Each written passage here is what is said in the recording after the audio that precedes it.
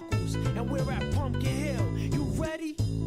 I ain't gon' let it get to me. I'm just gon' creep down in Pumpkin Hill. I got to find my lost piece. I know that it's here, I can sense it in my feet. The great emerald's power allows me to feel. I can't see a thing, but it's around somewhere. I'm gonna hold my head, cause I have no fear. This probably seems crazy, a graveyard theory. Our ghosts try to approach me and got leery. Ask him a question and he vanished in a second. I'm walking through valleys, crying pumpkin in the alley. Didn't seem happy, but they sure tried to get me. Had to back them up with a fist metal crackle. I'm hearing someone saying, you a chicken, don't be scared. It had to be the wind, cause nobody wasn't there. I searched and I searched as I climbed up the wall. And then I started to fly, I went in deeper. Let it get to me, I'm just gon' creep down Pumpkin Hill, I got to find my lost piece. I know that it's here, I sense it in my feet.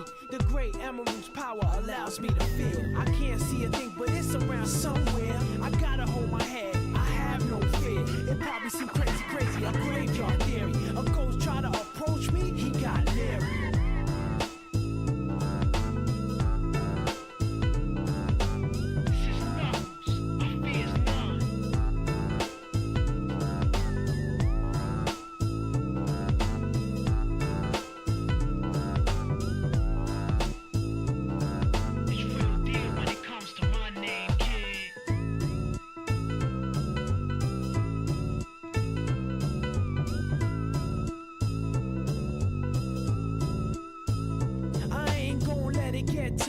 I'm just gon' creep down in Pumpkin Hill, I got to find my lost piece. I know that it's here, I can sense it in my feet. The great emerald's power allows me to feel. I can't see a thing, but it's around somewhere. I'm gonna hold my head, cause I have no fear. This probably seems crazy, a graveyard theory. Our ghosts try to approach me and got leery. Ask him a question and he vanished in a second. I'm walking through valleys, crying pumpkin in the alley. Didn't seem happy, but they sure tried to get me. Had to back them up with a fist metal crackle. I'm hearing someone saying, you a chicken, don't be scared. It had to be the wind, cause nobody wasn't there. I searched and I searched as I climbed up the wall. And then I started to fly, I went in deeper. Let it get to me, I'm just gon' creep down Pumpkin Hill, I got to find my lost piece. I know that it's here, I sense it in my feet. The great emerald's power allows me to feel. I can't see a thing, but it's around somewhere. I gotta hold my head, I have no fear. It probably seems crazy, a graveyard theory. A ghost try to approach me, he got leery. Spooky up in here, it's crazy in here. We still gon' keep it going, I'm Knuckles. Nobody scares me. Whoever wanted, bring it. I don't care, we can do this.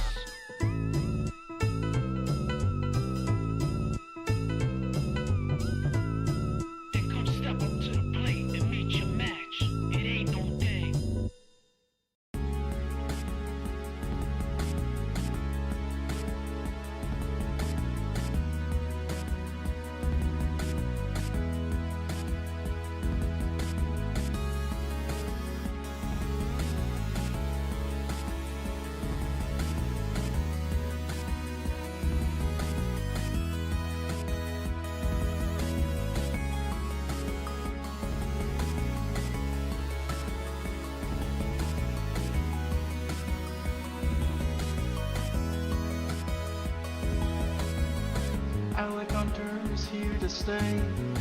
Alec Hunter knows the way. Alec Hunter, king of crochet. Alec Hunter will make your day.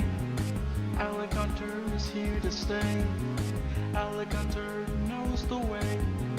Alec Hunter, king of crochet. Alec Hunter will make your day.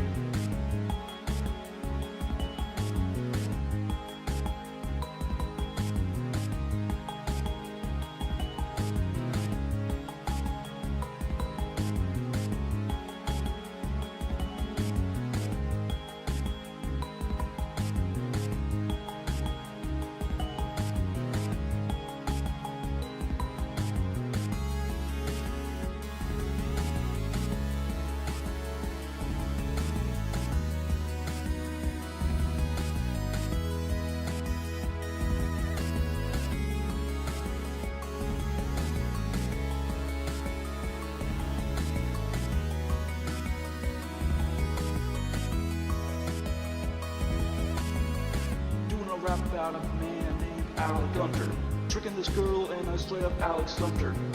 Holding crossbow like he's literally Alec Hunter. Passing a football, call this dude Alec Hunter. When he's doing bad, he is trash like Alec Dumpster. Wife is literally cheating, so Alec go confront her. Thinking about stuff he's doing and Alec wonder. Shooting lightning from his fingers like he's Alec Thunder. Alec Hunter is here to stay. Alec Hunter knows the way. Alec Hunter, king of crochet. Alec Hunter will make your day. Alec Hunter is here to stay. Alec Hunter knows the way. Alec Hunter, king of crochet. Alec Hunter will make your day.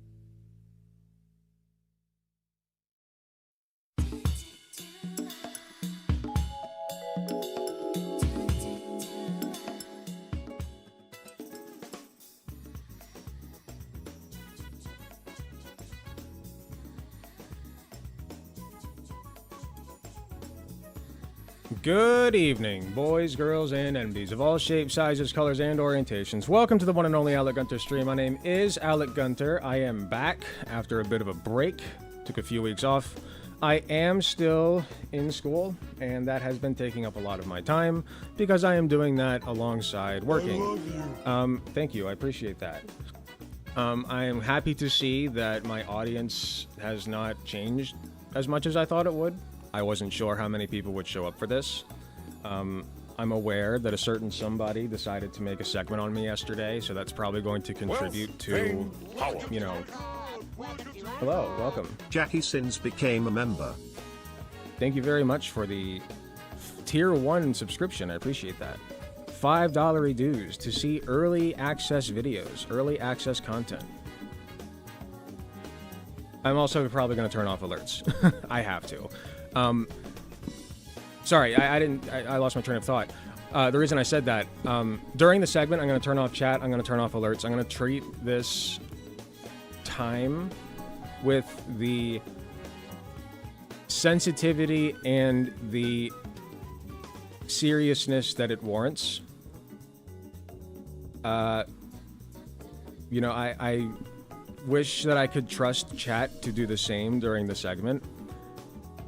I understand there are a lot of feelings, a lot of conflicting... I've personally had conflicting emotions about everything that's been going on. You know... Oh, 10 memberships? Thank you, I appreciate that. That was very kind of you. 10 memberships. Jackie Sins, thank you very much for the 10 gifted memberships on YouTube. Power. Thank you. That's gonna get annoying. But we gotta let it play out. Okay.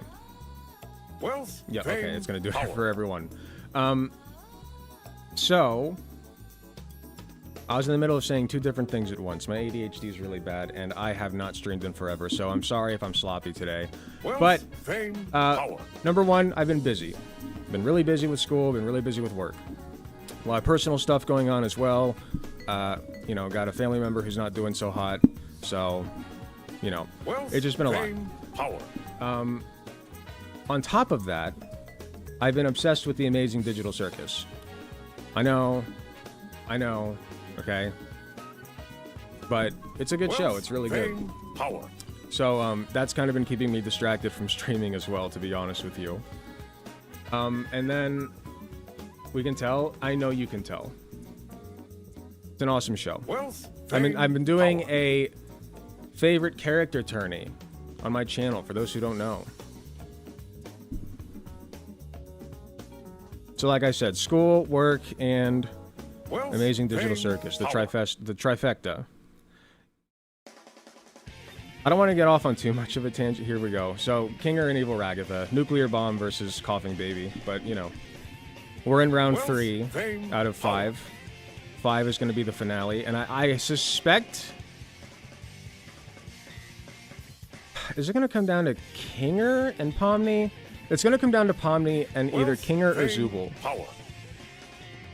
That's going to be a really close one. That's going to be really tight. But yeah, I've been doing that. So, Wealth, what's so funny fame, is that, like, I'm power. watching that, I'm watching The Walking Dead, and I'm also I'm also watching One Piece and reading One Piece because I'm all caught up. But me and Katie are keeping up with the dub as it comes out too. We finally finished the dub again. Even though we both know what happens, it's still cool to see it animated. Plus, there are differences. But yeah, very weird trio of shows to be watching all at the same time. But there you go. Anyway, I've been very. You can tell that my mind's been all over the place. So like I said, I apologize if I'm not at 100% today. But man, it's been a big old jumble of work and stress and emotions, etc., etc.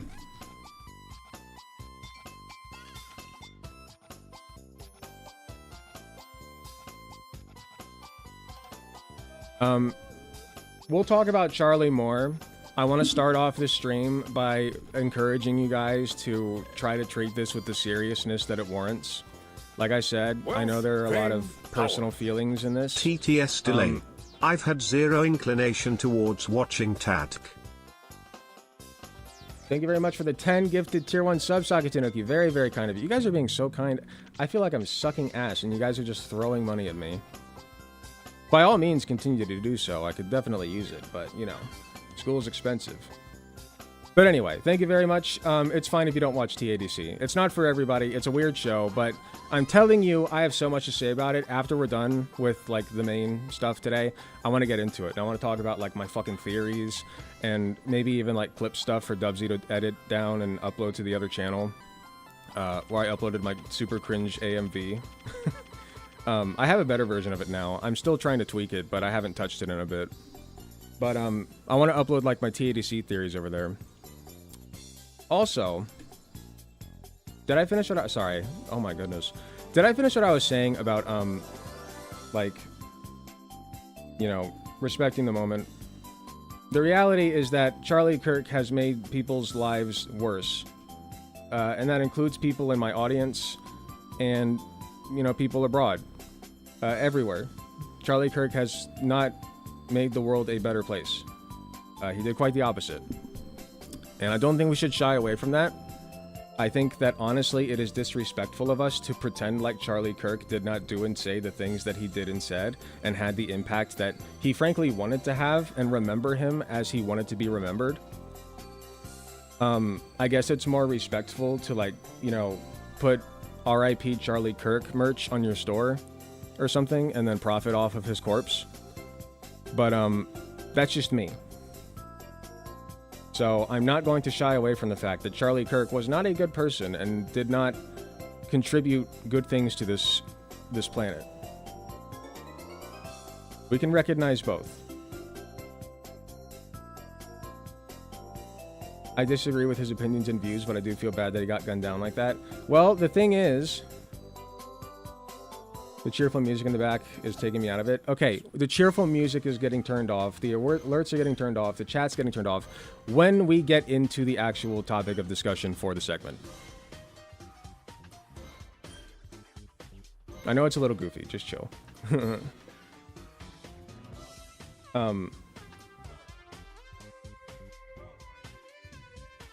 But he didn't kill anybody. He indirectly had an effect that caused people to die. It's like the CEO of, it's like the healthcare CEO. He may not have directly held a knife in his hand, the one that Luigi Mangione allegedly killed. The guy may have not have held a knife or gun in his hand and directly killed somebody, but through his horrific practices and denying people healthcare, he did kill people. Okay? I think that's a comparable situation. Through Charlie Kirk's messaging and his rhetoric, and the ideas that he promoted and building the following that he did with the terrible people that he built his following with, he caused violence. True? Good. I'm glad we can agree on that. You're right. I'm not accusing Charlie Kirk of murder, okay? But I am accusing him of his rhetoric of having an effect on death in this country. There is a butterfly effect. When you go out and you preach that abortion should be illegal, period, end of discussion, people are going to die. Because what happens is more and more people start to believe that. Legislation gets enacted because they vote in politicians that will put in that legislation. And then women and people who can give birth die. And so do babies, frankly. There have been more infant deaths as a result of Charlie Kirk and his rhetoric. Power. So, I'm not going to pretend that that's not the case. We need to acknowledge reality. Okay? And frankly, in a society that I built, Charlie Kirk would still be alive. Even as Charlie Kirk. Wealth, fame, power. He wouldn't be able to There's also preach his an hate. element of Robert E. Lee's statement on not wanting statues. Charlie thought empathy was woke. He didn't want you to feel empathy for victims. Thank you very much for another 5 tier 1 gifted sub, Sakatanuki. I appreciate you. Yeah. Yeah, he thought empathy was woke, and we'll go over that. I have a best of list. I don't know how much of it we'll get through, but that is definitely that's the one that I want to end on, because I feel like that puts such a nice period on like the legacy that man left.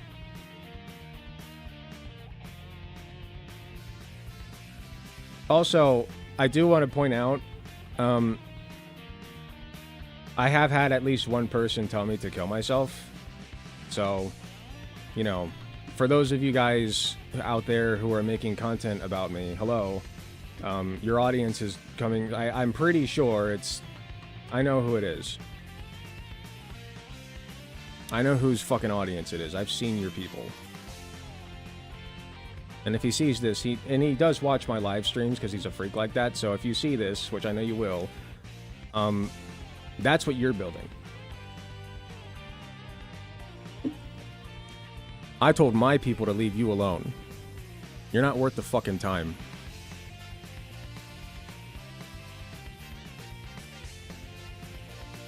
That's awful. You should block that person and report him. I removed him his ability to comment on my channel anymore.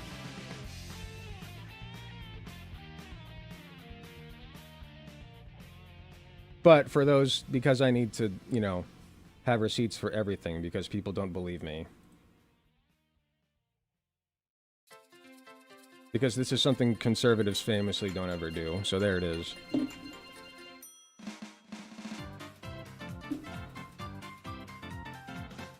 Pretty cool. Always keep receipts.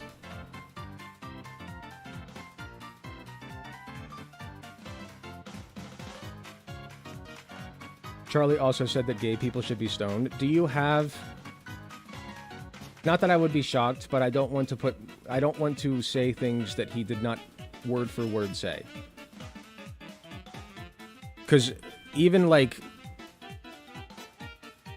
slightly misinterpreting what he said is going to result in people saying that I literally killed him.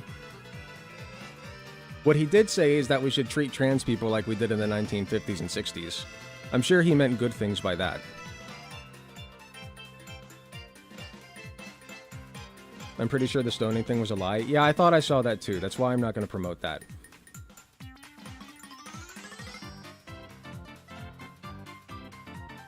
He secondhand said that. He supported the Bible.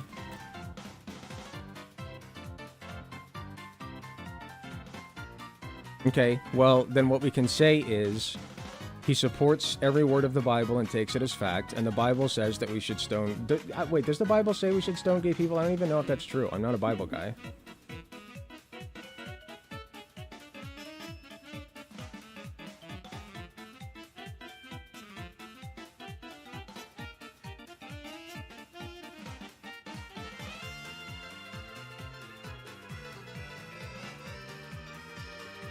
Stephen King said the stoning thing and apologized after realizing it was a lie. Yeah, okay, that's what I saw. I remember seeing that. I think he had generally grifty rhetoric of hate the sin, not the sinner BS in terms of gay people. Yeah, of course, because that's pussy talk for you're going to hell. That's pussy talk for I hate you and you're going to hell, but I don't actually hate you. I have news for you. If you think that a person's behavior that doesn't hurt, and like just a fundamental part of that person, like being gay, if you think that that is enough to warrant literally an eternity of torture for that person, and you worship the guy who's going to enact that, you hate that person. What else am I to derive from that logic? That's another thing that I feel like deserves its own segment almost. People don't logic their way through anything anymore. Things become normalized, and then people just don't think about it anymore. Like, let's take a great example, birth certificates. Why the fuck does my birth certificate tell people what my genitalia look like? M and F. Oh, M? That means that this guy has a penis, and the government needs to know that. Why? Trying to jerk me off? Like, what the fuck? At least buy me dinner first, which they won't. Because they're the United States government. So why the fuck you need to know what my genitalia look like? But it's so normalized that when I bring up the idea of just abolishing sex on the birth certificate, people look at me like I got 3 fucking heads. And I'm like, I feel like I'm being completely logical here. I recognize why it sounds weird. I get why it sounds weird, but think about it. Like, really honestly think about it. Why do they need to know that information about me? What are they doing with it? That is literally how it works. The M means that the doctor saw a penis. The F means that a doctor saw a vagina. And that's not the government's business. That literally is a HIPAA violation. That's literally a HIPAA violation. Like, what the fuck?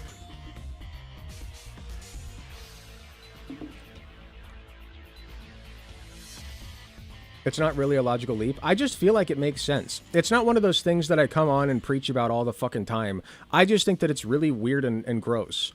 Okay? It's not making my life actively worse, and I don't think it's making most people's lives actively worse, so I don't focus on it.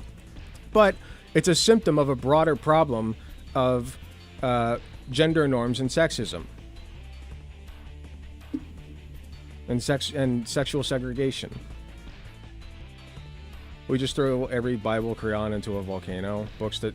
I don't know, like, I like the Bible these days. Like, I don't really... I'm not a Bible guy. I haven't really gone through and read it. But, like, the more media that I watch, the more I realize that, like, a lot of stuff in public... like, in the public discourse that we watch is... including One Piece, which I love, is based off of biblical stories. It's kind of a somberly beautiful story if you actually, like, read it as a fictional story. You know? I just think it's weird. It'd be like somebody thinking that the shit in the Bible is real is equivalent to somebody thinking that the shit in Harry Potter is real. Like, it's not that different. The only difference is the Bible has parts of it that actually have real places in real time periods and similar things happened. It's in high school we learned it, like, started as myth with Adam and Eve, and then up to the Noah's Ark period it was myth, and then it became legend, which is reality meshed with fiction. You know, like, you start with a guy who you know, held off you start with a guy who, like, held off a platoon of soldiers or something, like 10 soldiers by himself. And then before you know it, like, telephone gets played, and then suddenly he's like a fucking god who took down an entire army. You know what I mean? That's legend. And that's what it is past Noah's Ark. So it's just weird to me that, like, it is objectively weird that people actually believe those things happened. It's weird.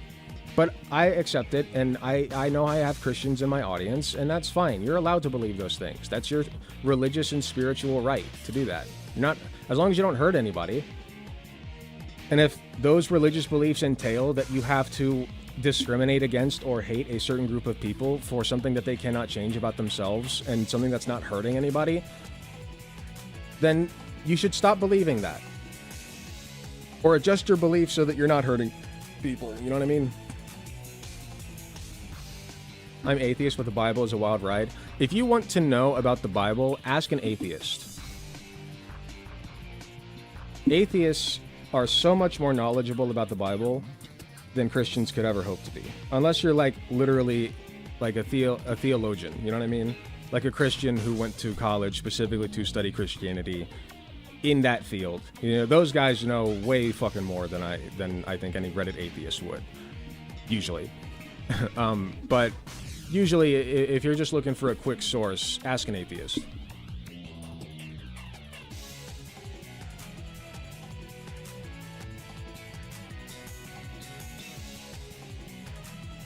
Some Catholics are intellectually honest, just not conservatives. Aren't most Catholics, like, in favor of abortion?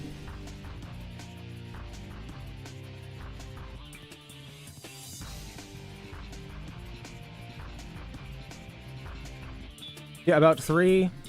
Oh, okay, so abortion should be legal in some cases. 3/4 of U.S. Catholics, 76%. It's right here, 3/4, and this is from Pew Research from 2022. 3/4 say abortion should be illegal in some cases, but legal in others. Just 1 in 10 say abortion should be illegal in all cases, with no exceptions, while a similar share take the position that abortion should be legal in all cases without exceptions. The abortion thing, a lot of people are going to be really wishy-washy about it, and it's not because they're like trying to kill people or like restrict people's medical rights. It's because there is an idea that there's this myth that they build up in their head of like the 8.5-month pregnant woman going in for her 9th abortion because she likes to do abortions for fun. Like, that's what they're worried about. And they've been convinced to worry about that by their betters, by their content daddies.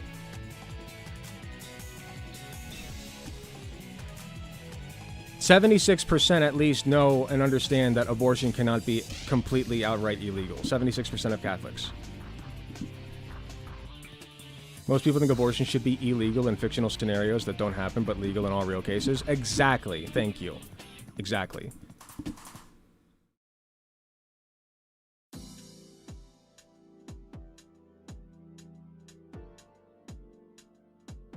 Okay, I'm going to show you guys some updates on my crochet shit, and then we're going to get started with the Charlie Kirk shit, as promised. So let me get this over here, and I can stay there. Okay, we got 64 people in here. That's 64 people who are going to stay and look at my fucking shit. Hard on it. Here's a work in progress. Somebody cut off Pomni's head, as you can see. For those who don't know, this is the Amazing Digital Circus main character. Okay. Unfortunately, she had a little oopsie doopsie with Jax and lost her head. Okay, so that's Pomni. Looks so soft. It is soft. Very soft. Am I holding this the right way? Yes, I am. Okay. I'm still struggling to start an orb. It's hard at first, but once you learn, like if you get obsessed with it like I did, you just start to learn how to make the shapes that you want to make. You know, you kind of like, maybe not everybody does this. I'm sure some people have a more like book smart way of doing it, which is probably better. But the way that I do it is I literally just sit here and trial and error it until it looks right. And now I can just whip things out like this without much trial and error at all. Because like I know the formulas, you know what I mean? Like I know what it takes to create something that looks like this without a pattern. Those stitches look so clean. Thank you. I use very thick yarn and a hook that is too small for it. That's how I get the stitches to look this clean. I really, really do not like gaps in my work. I do not like gaps in my work.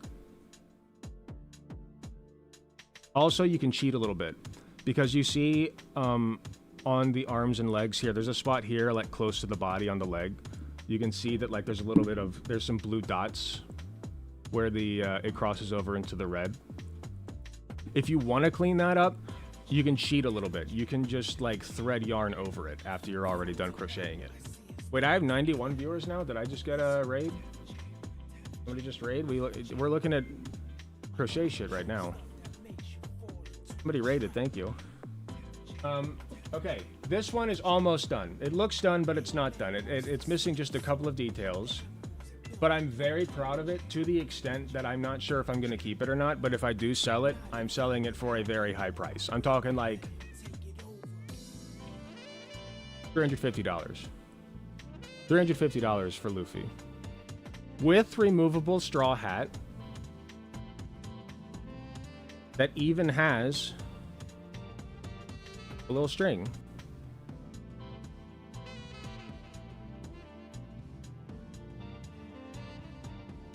And the hat takes up like his entire back because his head's so big. But it does hang. The hat does hang from the neck. So there you go. I'm very proud of that one. Losing my shit? Good, you should be. Somebody asked me why he has dreadlocks. I'm like, this is just how anime hair looks in yarn form. They're not I don't think they look like dreadlocks either. I feel like somebody, like, I can see it now that you say it, but that's not my first thought. They're not dreadlocks, it's anime hair. Spiky, chunky anime hair. Did I show you guys Zoran Mamdani already with the fucked up eye? I feel like I did. It's hair made of yarn? Yeah, chenille yarn. I use chunky, not chunky, I use jumbo chenille yarn. Like the smallest jumbo size that there is. Because jumbo like is basically anything this size or bigger. I guess I just said the same thing twice. Or no, that's not the same thing because there's nothing bigger than jumbo, so. But yeah, I use a very specific type of yarn with a very specific hook size. And then,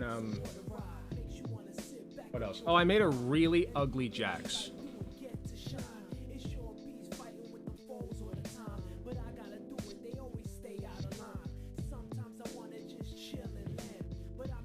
I also made Kinger, but we'll start with Jax because this guy is so fucking ugly. Somebody said they want to punt him.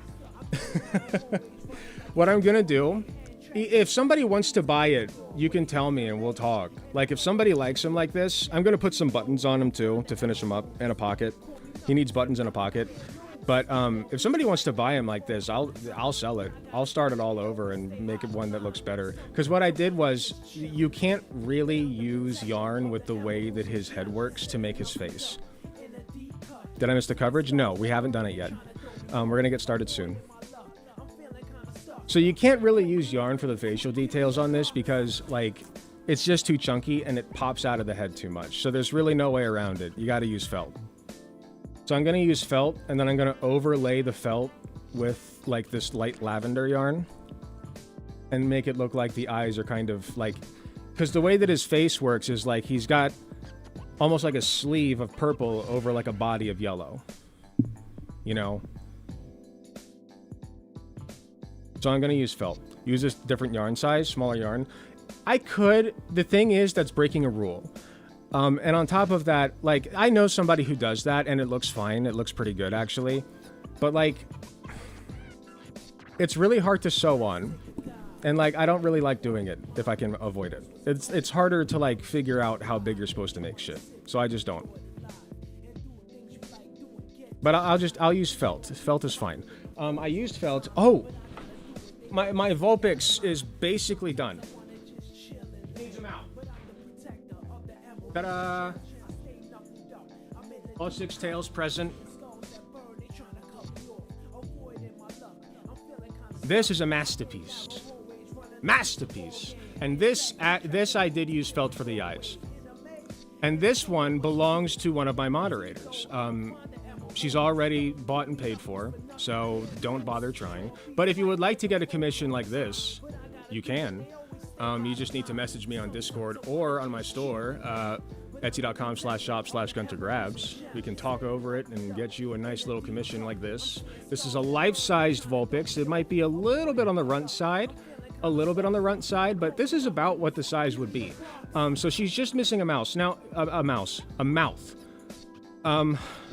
You could, like, a lot of imagery of Vulpix doesn't have a mouth, so this looks complete as it is. But the commissioner does want a mouth. And also, she's got little pink beans, so that was very important to add as well. Because I try to look at these guys from all angles, and here, I'll show you the tails, dude. The tails were tricky. They were really tricky, and honestly, I still think that I made them just a little bit too chunky. I think I could have done a little bit better on the tails and like emphasizing the spiral, but I still think, especially from the front, it looks really good. Even from the back, it looks pretty solid. Like, look at that. Who thought these fucking sausage fingers could produce something like this? What do you think? You know, recent events have gotten me thinking about like the legacy that I leave behind. So, if this is all people remember me for, I'll take that.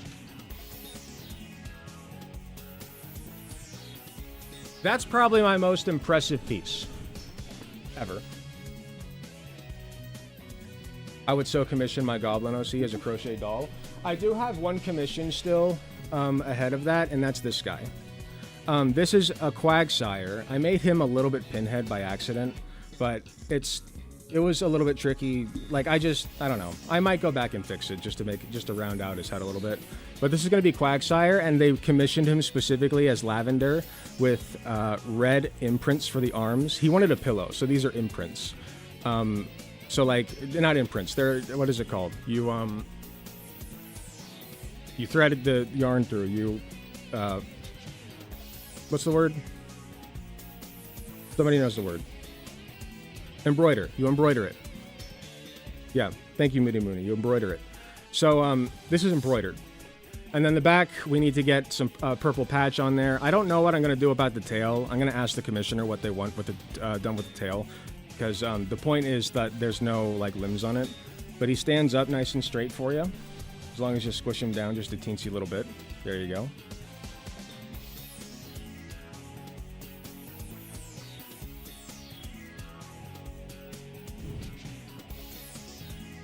Quagsire stream now. Straight, something I will never relate to. Never straight, always forward. Whooper is a baby. I also have Whooper dolls. We have a lot of people here. I should show off the Whooper doll.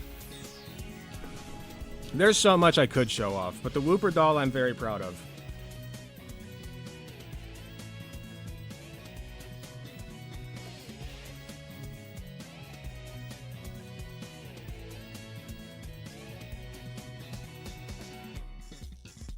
Okay, so this is Whooper. Obviously, shiny Whooper. She does stand up, or he, because I actually need to make females because I didn't realize that males and females have different gill stalks.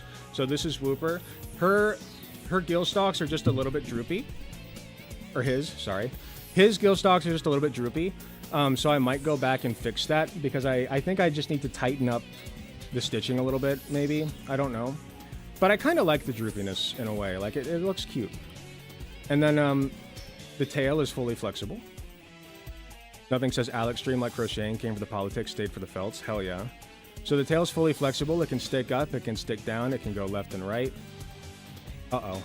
And the wire's coming out.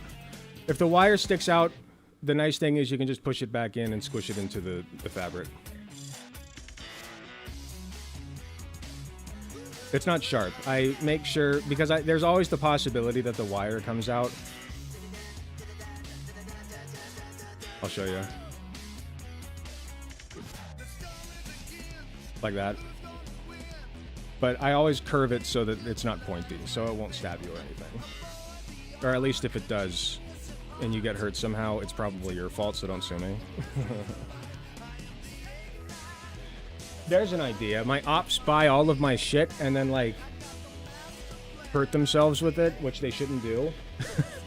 But then they sue me. Like they stub their toe or something, or like the tail of the Whooper doll gets under a fingernail, and then they sue me for it. That's how to take me down. All right, one more, and then we'll get into the content. I don't want to call it content. That sounds gross. We'll get into talking about Charlie Kirk. Kinger.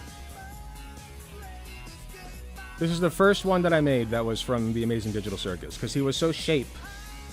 And so I just had to do the shape. My favorite. He's a lot of people's favorite. He was my favorite up until recently. I still love him to death, but I gotta go Pomni.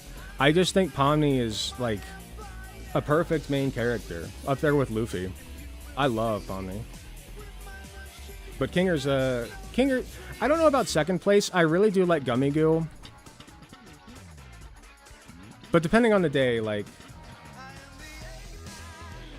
He got all skinny. Well, he is skinny. He's actually skinnier than this.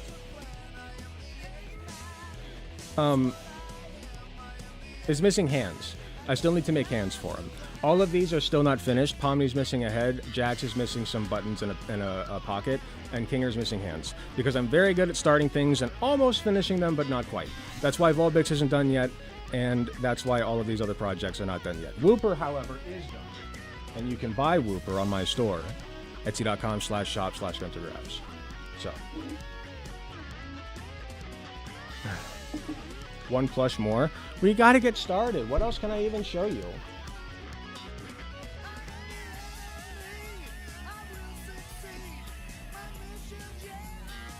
Here, I already showed this, but this is a Bellsprout head. I was gonna stick this on a dancing thing, but it turned out to be a bit more complicated just because of how heavy this head is, and it was like tilting over. So I'm still logistically trying to figure out what I want to do. But hopefully I can get a dancing bell sprout made, sell that sucker for like $300. How much usually would a humanoid OC cost?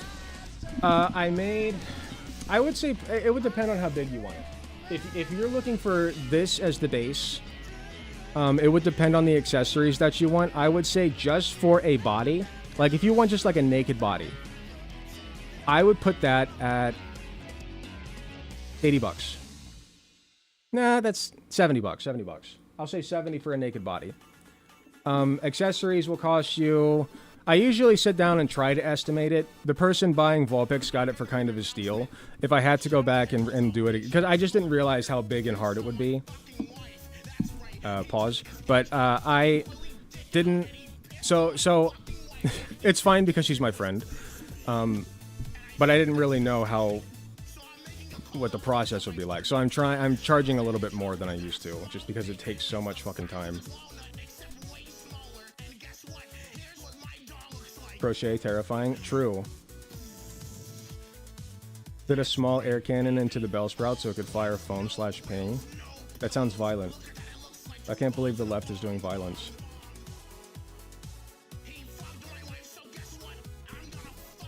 How much would Vulpix like projects cost? For us plebes, that would be, honestly, that Vulpix, I'd say no less than 500. I'd probably go further for like 600, to be honest. Like that sucker is heavy, and it took a long ass time and a lot of material. So 600, you know, depending on the details, maybe like 700. I made a Haunter, and the Haunter I think I sold for not enough, but also like, I think if I were to make that Haunter again, it would be like 300. Wealth, fame, power. Recently started ADHD meds and making a routine for once, and her streams and clips are very therapeutic as like part of the routine, a kind of late night entertainment. Much love. Thank you very much for the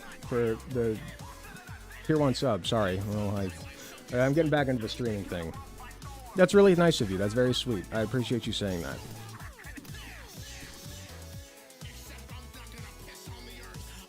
Okay.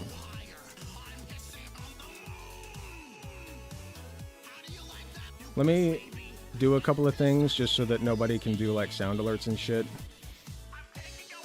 Because I'll be damned if I'm in the middle of doing a fucking Charlie Kirk segment and somebody does the ooh-woo sound. Not happening.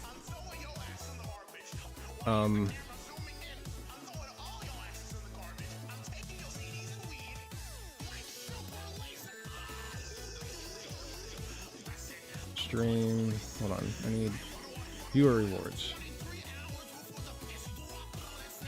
Can I just turn them off?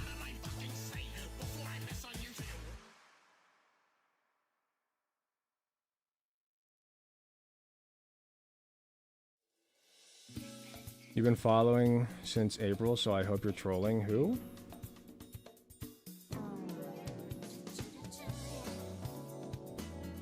If you're referring to Val Talks, yes, that is a troll. Val Talks has been here a minute.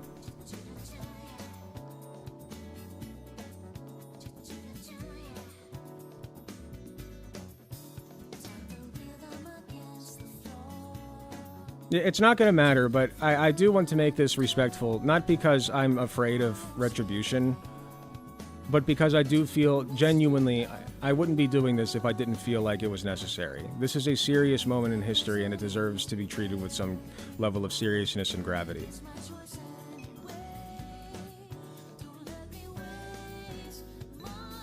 Okay, here we go. We will turn all of these off. And then afterwards, if people want them back on, we can turn them back on.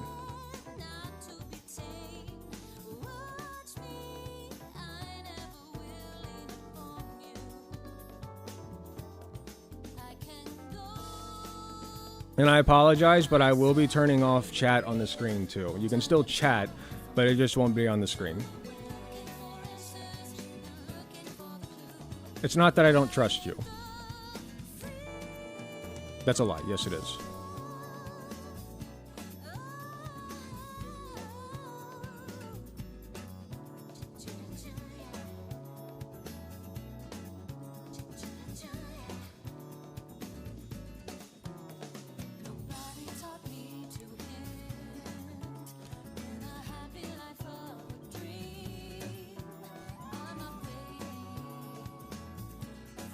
Sorry, I'm looking for something. Why did I have it open and now it's gone? There it is.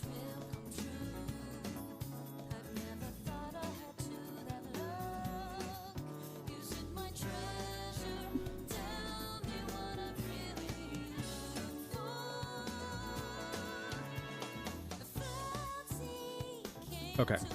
I think we're good.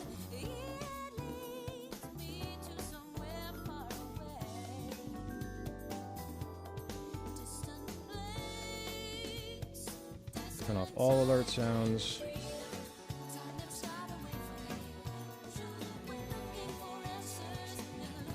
Oh, I could have just turned off LERP on fucking OBS. I'm so stupid. I'll just do that too.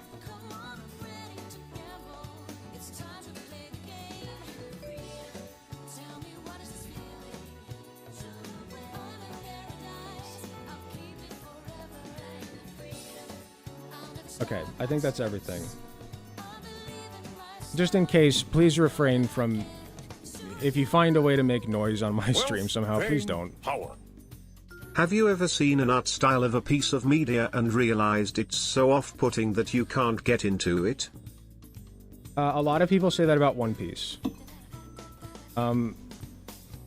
Katie believes that about Smiling Friends. I think that about...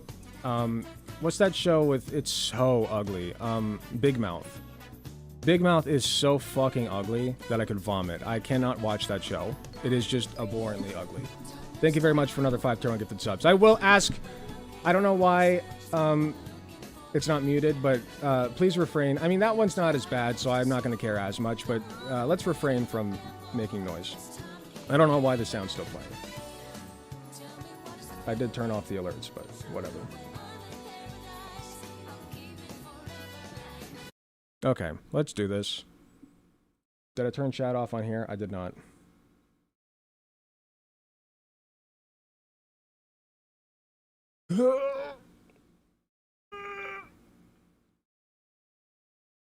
Oh, God.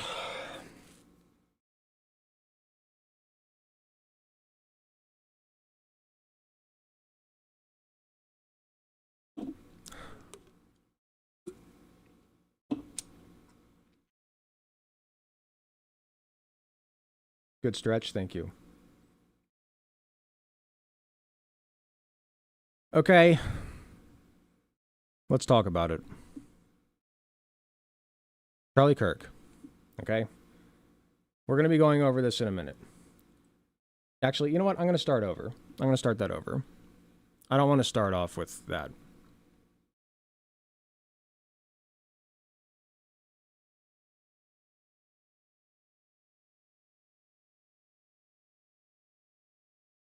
Okay. Charlie Kirk. What happened? Well, in case you've been living under a rock, Charlie Kirk was, and I guess I should give a content warning because this is, we're not showing anything graphic because of YouTube restrictions, obviously. And even if there weren't restrictions, I wouldn't show it anyway. I don't think there's a need to see it. Don't go looking for it. It is, I've seen it myself, but it's disturbing. Charlie Kirk was shot in the neck.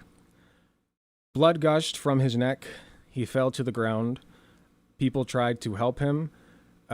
This happened, I should say, at a Utah campus. Which campus was it? University of something or other. It happened at a campus in Utah. And the crowd... It was while he was talking, debating about gun violence, ironically enough. He fell to the ground. The crowd scattered. It took forever. I mean, I was watching this in shock and horror. Like, I never thought that something like this would happen to Charlie Kirk or people in his bubble. I didn't think that that would be a thing that I would be witnessing. But here we are. It happened. So let's talk about it. Hold on, I got a list of notes here. The first thing I want to say is this is, first and foremost, a tragedy. This did not have to happen. His family did not deserve to see him die, and he didn't deserve to die. I do not believe that. I am a staunch opponent of political violence. I will always condemn political violence. And I don't promote violence. Ever. Okay? So, I have had to delete like one comment that says, who's next? That's not acceptable. It's not acceptable, okay? Not one bit. We're not bloodthirsty animals here. We're fucking progressives. Start acting like it, all right? Let's look at this for what it is and learn what we can from it and try to move forward in such a way that it does not happen again to anybody, left or right. Political tensions have been heating up for a very long time. I don't think that the left is entirely blameless, okay? We're all human. We all say stupid shit and lead people to think stupid things, especially if we have some level of influence, all right? We're all guilty of it, myself included. That's why I'm trying to be very careful today in my words and my language. Unlike conservatives, who are famously never careful with their words or their language, unless it is to try to stoke violence. Then they're pinpoint accurate, but they're I'm not doing this because I hate conservatives. Okay, I'm not talking like this about conservatives because I hate them. I'm talking about it because it is a direct result of their words and their actions that led to this. Okay? The shooting of Charlie Kirk is a direct result of the political tensions that have been rising in this country completely unchecked, starting from, honestly, a long time ago, but if you want to landmark it, I'd say January 6th is pretty fair. Okay? People died at January 6th. The windows of the Capitol were smashed in. They were chanting death to Ocasio-Cortez. Who the fuck was the vice president? That guy? Like, it's ridiculous. So, I understand why people feel like they now have a pass to treat this, Mike Pence, thank you, treat this lighter than it deserves to be treated. Because, again, this didn't have to happen. And if we lived in a more progressive society, it would not have. More than likely. Okay? We can't know for sure. But based on all the data, you know, it's not progressives who have been banging the war drums every time they change the fucking Cracker Barrel logo. All right? Like, literally, like, Disney Princess is black. Uh-oh. Tim Pool's posting about Civil War now.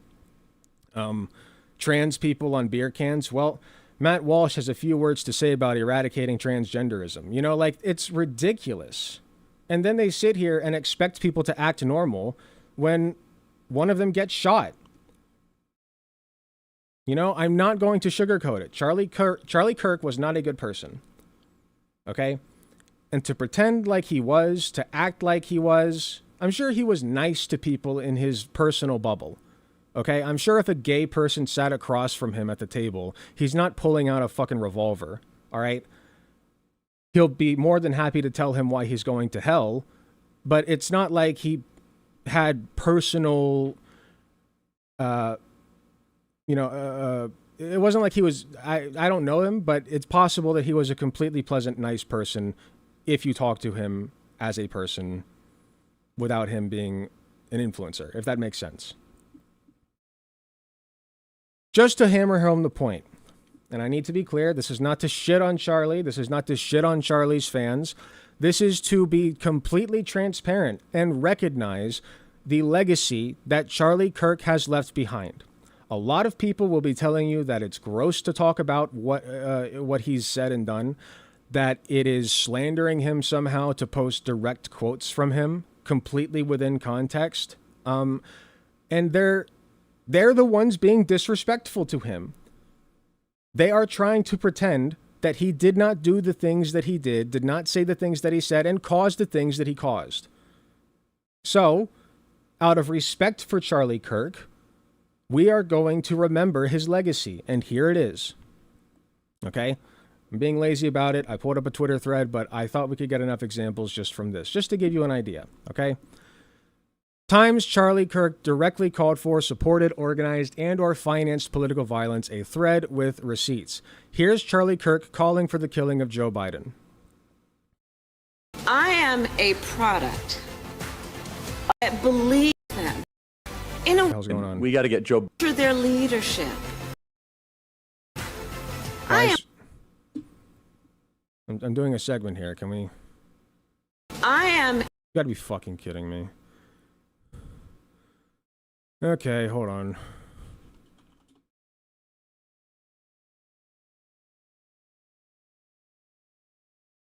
Ignore my front page.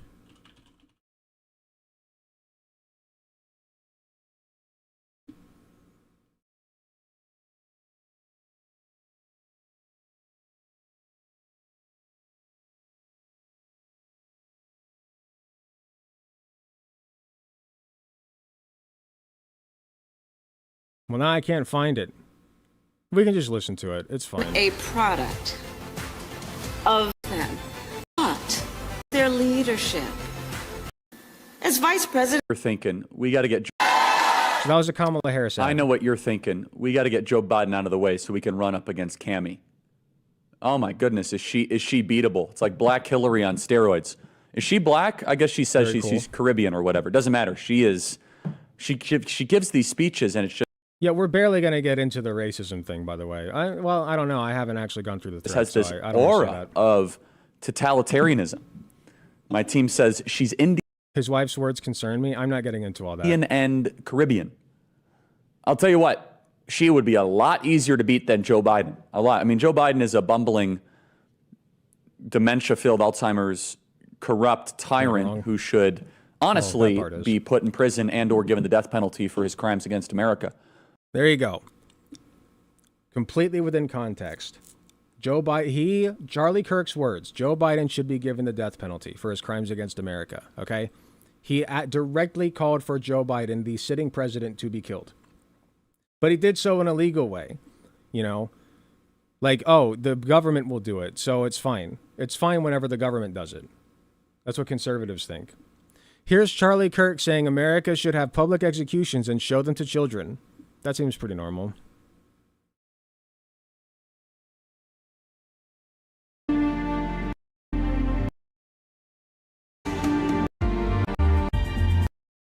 Is this... Why are you giving me a video that is not the thing that it says?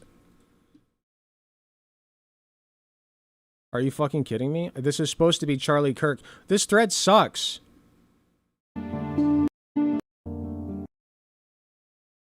Okay, hold on. This thread fucking sucks. Just give me the YouTube links. God. Sorry, I'm frustrated.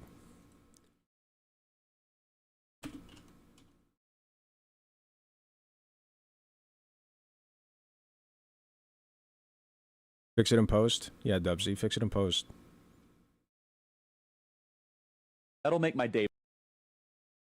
Pretty sure this is it. I want to watch that execution. That'll make my day better. I want to see him. Look, I mean, you can just stop there. I want to watch that execution. That'll make my day better. Watching Charlie Kirk's execution did not make my day better, by the way. In fact, it was quite gut-wrenching. I want to see him on a public block and get him be publicly executed. And I think that would be justice. You think children should have... You should see it. What is the age? At what age should you start to see public executions? 16. I think you could 16. do it earlier. I think you maybe at age 12, earlier. whenever 6th grade or so. You are a person, you know, they're old enough to you need to like really wallow in it and have them be broken on a wheel or anything. But if it was something like chopping, you know, if we had a guillotine or something, I want to watch that execution. That'll Okay, it's starting over. So, again, I don't personally agree because I don't advocate for violence, unlike Charlie, who did. Here's Charlie Kirk calling for shooting and whipping migrants on the southern border. Let's see if this one actually gives us a video. It's their country. Perfect. For those of you on radio or It's 9 minutes. I'm not watching 9 minutes. Charlie Kirk calls for shooting and whipping migrants on the southern border. If you enter, we have lethal force and we're willing to use it. Kirk, they are bringing force upon themselves. So literally, like, mom running across the river with her baby. Yeah, he just thinks that she should be shot. Literally, like, he says, use lethal force against migrants coming over and seeking asylum and not hurting anybody. Most of them don't even fucking hurt anybody. In fact, they help us. It's ridiculous. Let's keep going. Here's Charlie Kirk talking about immigration as, quote, the enemy occupation of the foreigner hordes, and directing his supporters, buy weapons, buy ammo. If you go into a public space, bring a gun with you.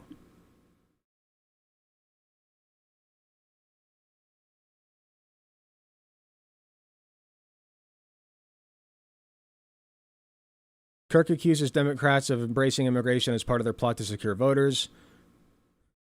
We native-born Americans are being replaced by foreigners. Great replacement theory, right there. It's Nazi shit. He then promised Trump will liberate the country from the enemy occupation of the foreigner hordes. That is literal Nazi propaganda, right there. Charlie Kirk's TPUSA is well-funded, hard-right organization. Blah, blah, blah, blah. Nice Candace Owens quote.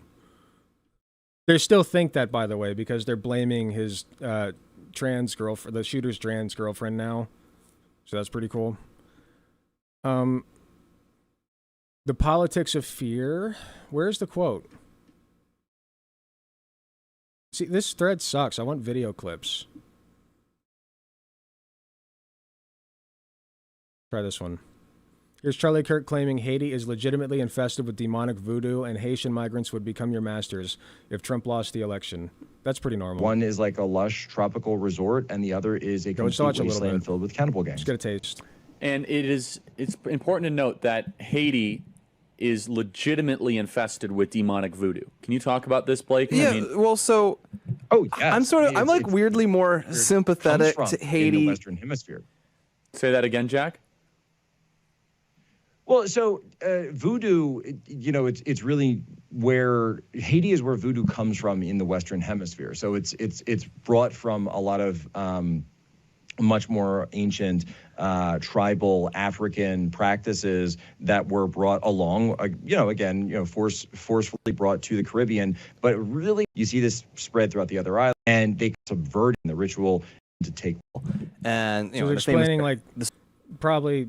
There might be some truth in there. I don't really care. That's not the point. Supernatural has a lot of impact on your life, so they very much believe in the power of magic, that they can kind of kill you but control your body. And I believe they're saying this is what Haitians believe. Here, wait, let's go back. This isn't Charlie himself. Yeah, this is where it comes. And in their version of it, it's more like they can kind of enslave a person, like they can kind of kill you but control your body. And I believe, I don't have it in front of me, but I think there's cases where the power of suggestion is so strong that like people have basically become zombies because they believe that they are a zombie, and it's so powerful on it. But the big picture here, of course, is there's all this trouble in Haiti yet again. If you're 30 years old, this is probably about the 8th or 9th time there's been some massive crisis in Haiti, and the government's a mess, and there's gangs in the streets, and they're doing all of this stuff, and there's never any progress. And it circles back around to a discussion we've had on here before.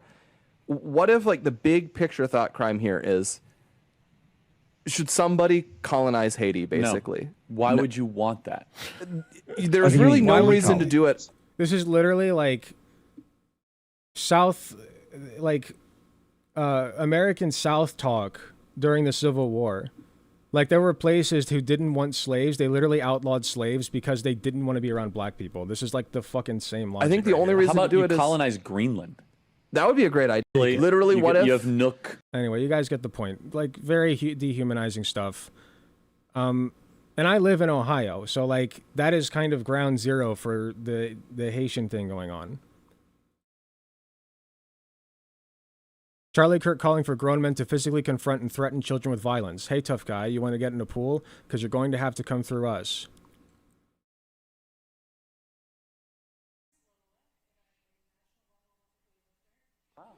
And technically, yes. Best for them. I want every human being to be able to flourish.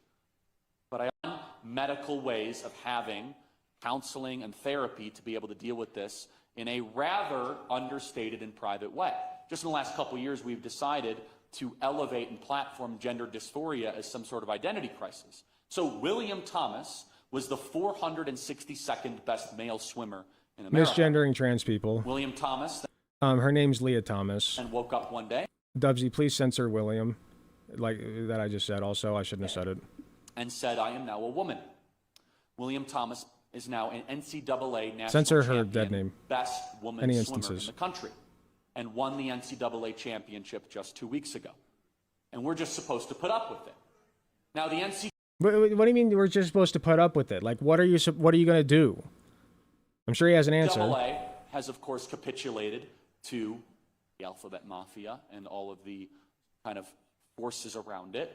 And the other women, God bless them, have had to try to compete against a man and lose. Whatever. By the way, as William Thomas became a national champion. So I have a different take on this. Not different, but one that I think is, important for contribution. This is not your fight. You are a woman. Where are the men? So, okay. Rallying cry for men to do something. Let's see where what. I'm really upset is that we believe that men are protectors. Protectors of the innocent. Protectors of what is the natural law. I'm not to say that women don't have fight in them, but men need to lead. So at the NCAA tournament, what I would have loved to have seen in a different America, in a 1950s America, let me tell you what would have happened. Yeah. This is what he wants to see happen. Is that the fathers of every other competitor would have come down out of the stands and formed a line in front of William Thomas and saying, hey, tough guy.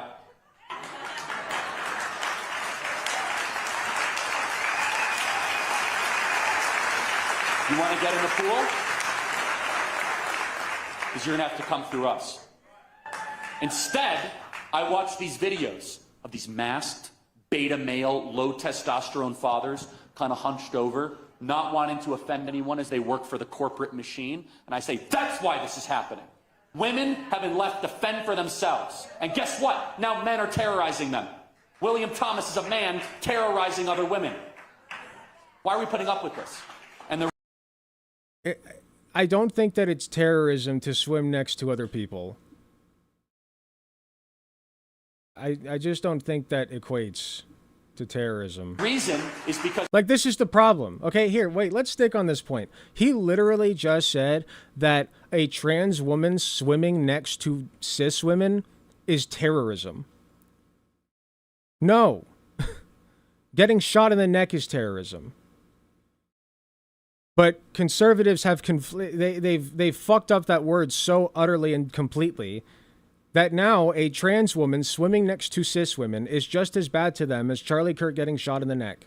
Rhetorically speaking, like that's what they're giving. Okay? Oh, those are both acts of terrorism. We're qualifying those as the same thing. This is why we're just done talking. You don't live in reality anymore.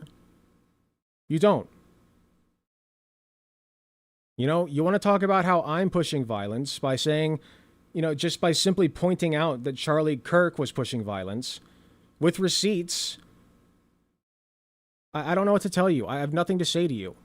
It makes me sad that humanity has reached such a point that so many people just ignore reality. Calling trans people an abomination, telling men to handle them like they did in the 60s. I'm sure that was a peaceful call. Calling murder victim a scumbag. Charlie Kirk claiming the civil rights movement was a huge mistake, created a beast, and that beast has now turned into an anti-white weapon. Calling Martin Luther King Jr. an awful and a bad person. Fear-mongering with racist statements against black people. I mean, it just goes on and on and on. I probably haven't even given you the best hits yet. There is one in particular. Let me make sure I hit all the points that I wanted to. Yeah. Okay. There is one in particular that I wanted to pull up. I think this one just summarizes all of this so well.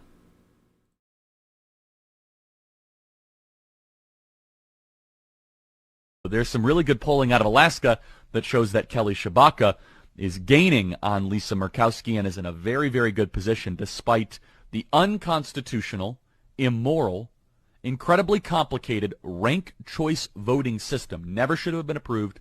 It's silly. It's backwards. It's rigged. It's awful. So the new communication strategy for Democrats, now that their polling advantage is collapsing in every single state, it's collapsing in Ohio, it's collapsing even in Arizona. It is now a race where Blake Masters is in striking distance. Kerry Lake is doing very, very well. Hold on.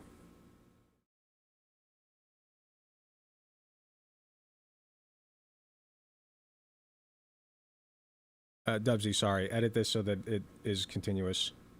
The new communication strategy is not to do what Bill Clinton used to do, where he would say, I feel your pain. Instead, it is to say, you're actually not in pain. So let's just, a very short clip. Bill Clinton in the 1990s, it was all about empathy and sympathy. I can't stand the word empathy, actually. I think empathy is a made-up New Age term that it does a lot of damage, but it is very effective when it comes to politics. Sympathy I prefer more than empathy. That's a separate. It was all about empathy and sympathy. I can't stand the word empathy, actually. I think empathy is a made-up New Age term that it does a lot of damage. And the word empathy, actually. I think empathy is a made-up New Age term that it does a lot of damage. Empathy is a made-up New Age term that it does a lot of damage. Empathy is a made-up New Age term that it does a lot of damage. You get the idea. That one's not as direct and visceral as the others, but I think that it just caps off so well what's happening here. Charlie Kirk preached that empathy was a made-up idea. I have news for anybody watching this who was a Charlie Kirk fan or thinks that, like, the left is not being empathetic to him. I am being empathetic. He didn't want me to be, okay? But I am. I have empathy for him as a content creator. I'm a former conservative, so I see some of myself in him. And it makes me very sad that he will never know, because he can't now. He will never know what his violence has wrought. Okay? Or sorry, not his violence directly. What his rhetoric has wrought, the violence that it has wrought. Okay? Even if he was not directly the one doing the violence, he was stoking it. And it's just... I see people... I'm surrounded by people who just think that throwing this under the rug...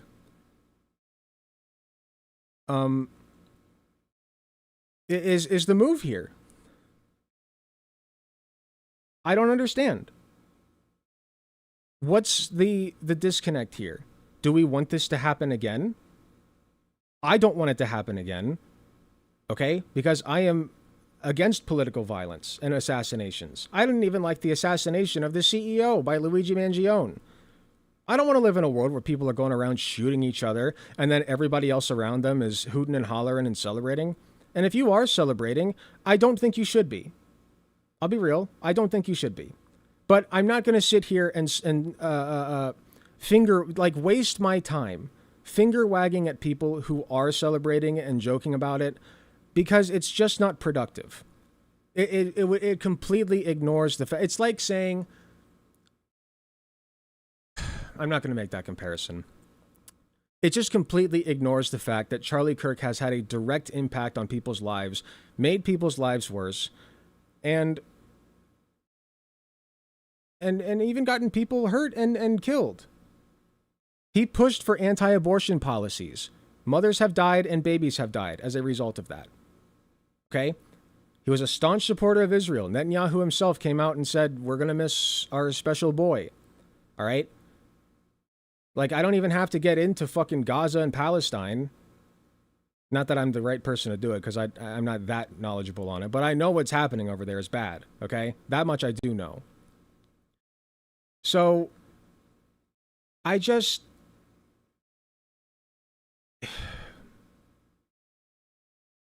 Like I said, I'm trying to be careful with my words. Something that our opponents do not provide us. But I feel for Charlie's family. You know, like, I want to be a dad one day. I want to have kids, and I would never want my kids to witness that. No child should ever have to witness that. And I don't know what comes after this, guys. Like, this puts, like, this is going to be a turning point in history. Like, and I just feel like I'm going crazy because all I'm trying to do is make people understand that Charlie Kirk fed the machine that was directly responsible for killing him. And I don't want that to happen again. So, you know, if you're one of those people that celebrate, I'm going to discourage you from doing that. Let me end with this. The loss of life is never something to be celebrated. And I know that I've been sloppy about communicating that idea in the past. But a death is not something to be celebrated. A life is. Okay? But who's celebrating Charlie Kirk? Who's celebrating his life? What did he leave behind? What he left was a trail of hatred and violence in his wake. And he ended up paying the ultimate price for being a part of that. Okay? I'm not saying he deserved it. I'm not saying that it should have happened or that it was inevitable. It didn't have to happen. All right? And I don't know about the shooter yet. I haven't even brought up the shooter. You know, he could be right, left, whatever. It doesn't matter. What matters is, from what I can tell, one side has been banging the war drums and asking for this. Okay? There's one side that has been constantly saying, Civil War time, baby. Oh, trans beer can, Civil War time. Cracker Barrel change, Civil War time. Like, if you tell somebody every day that you're going to start a civil war, at a certain point it starts to lose all meaning. You know? Like, violence becomes the norm. It's just normal. Think about it. School shootings. There was a school shooting on the day that Charlie Kirk got assassinated, and we didn't even talk about that. A different school shooting by some 16-year-old, and guess what? He was far right. I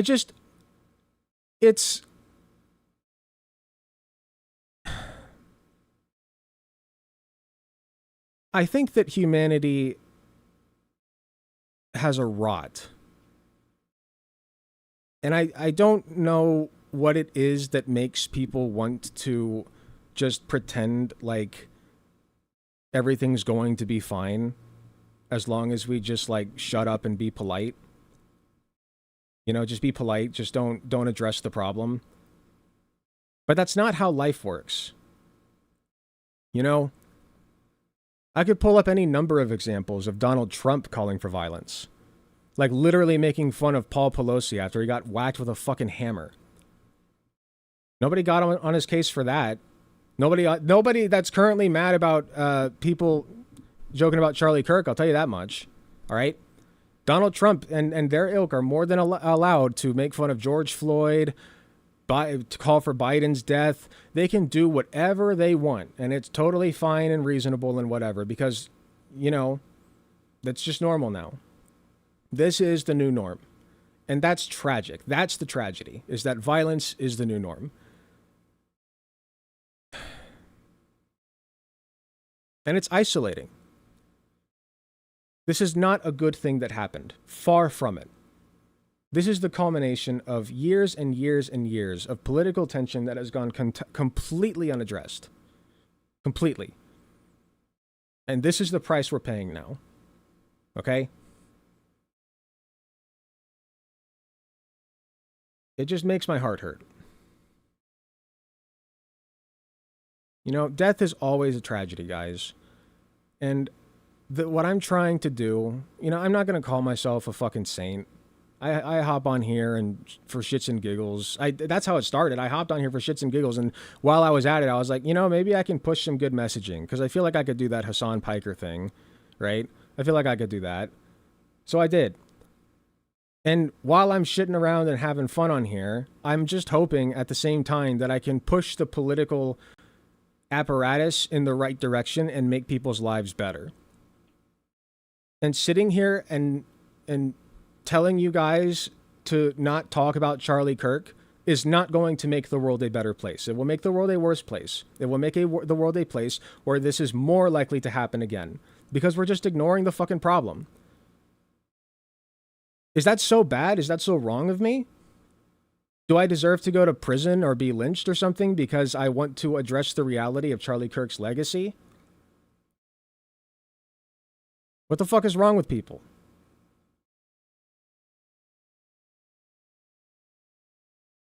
You know, I just want things to be better for everybody, and that includes conservatives.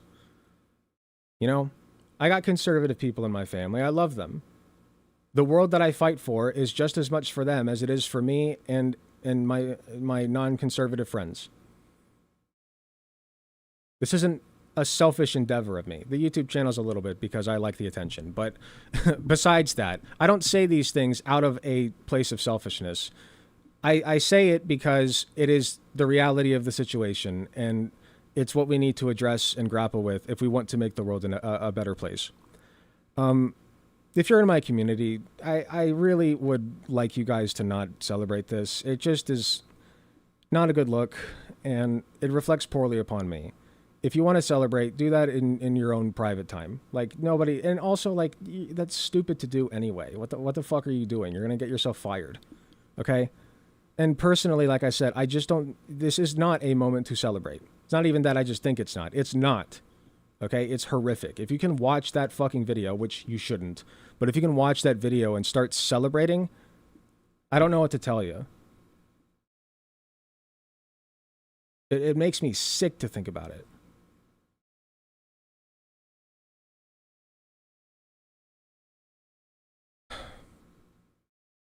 Be better than them. Have empathy for Charlie and his family.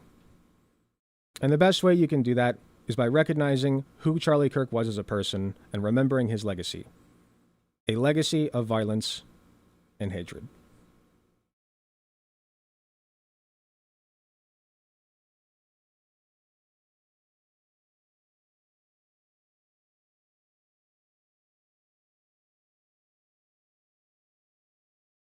All right. You're out of timeout.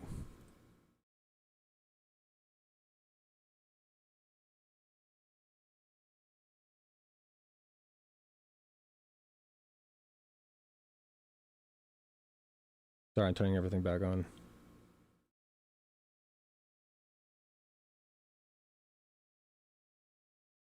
Where's the site chat? Oh, there it is.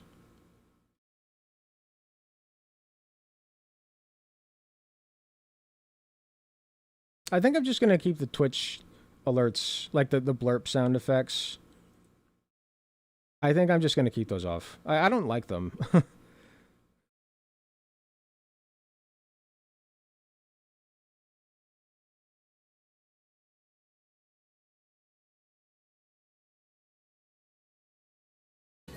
Ugh.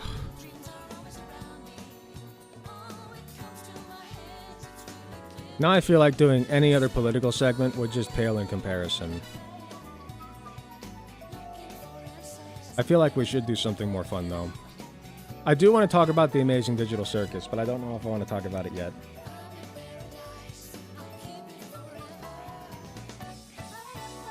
Good segue. Well, terrible topic, but a good message on it. I'm glad you think so. Thank you. I think that I handled that about as tactfully and respectfully as I could.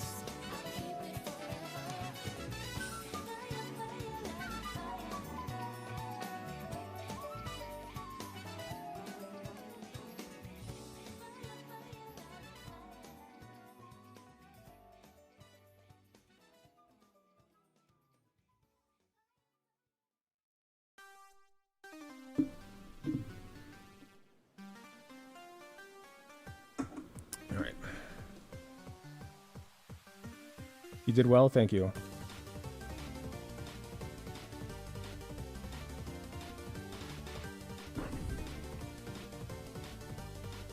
Honestly, celebrating his death is a waste of time, but my general take is while he shouldn't have died, the world is a better place without him. I just hate how we live in a world where people can feel like this over him. Listen, the preferable option is always for people to understand that what they're doing is wrong and changes people. It makes me sad that Charlie Kirk did not get the chance to do that. I did that. I think anybody has the capacity to do that. We need to create the circumstances where people introspect and become better people and make the world a better place.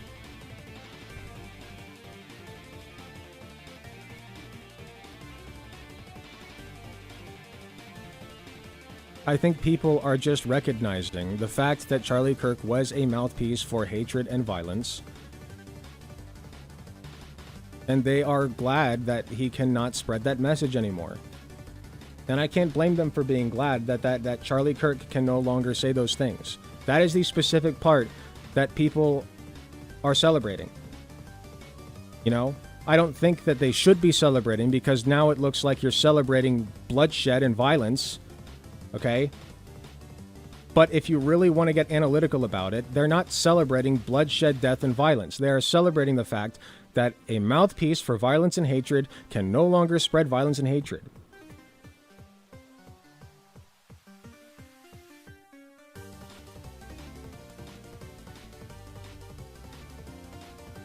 I mean, literally, like, they're calling, like, there's this one chick who sat down and called, like, hundreds of people's employers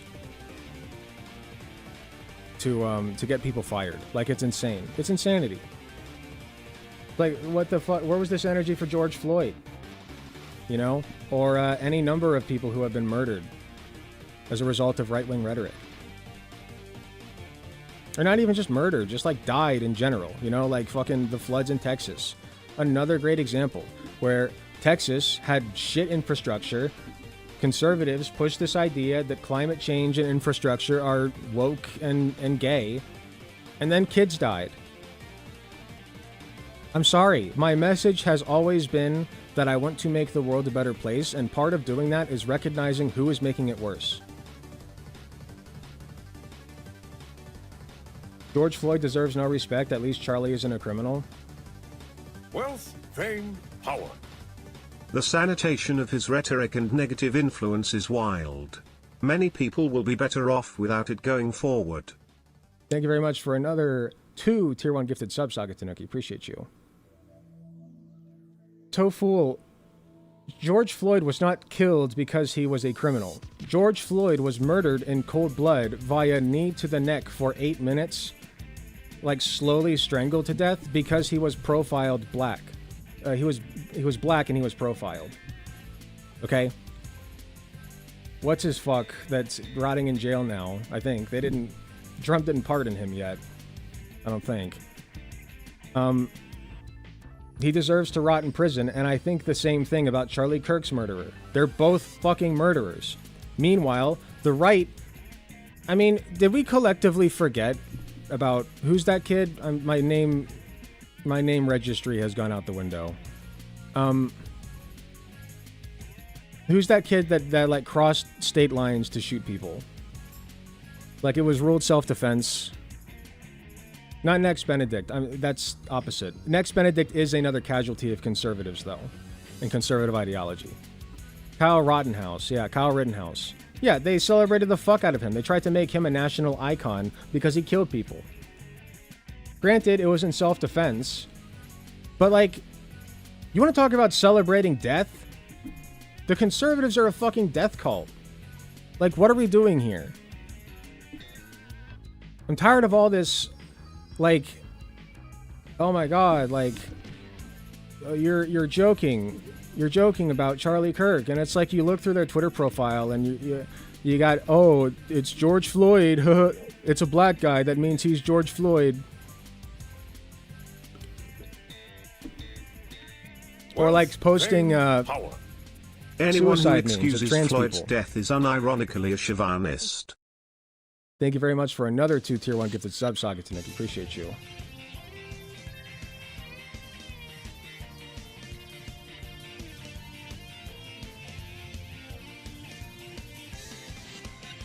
self-defense, but he put himself in that situation. We're not going to discuss that. At the end of the day, he killed 2 people, and the right celebrated the fact that he did. I don't celebrate when somebody is killed in a matter of self-defense. Okay? That is not a cause for celebration. What happened there is that somebody did something really fucking stupid to try to hurt somebody else. That person had to defend themselves with lethal force, justifiable lethal force, and now as a result, somebody's life is gone. Okay? That's not cause for celebration. Death is never cause for celebration, ever.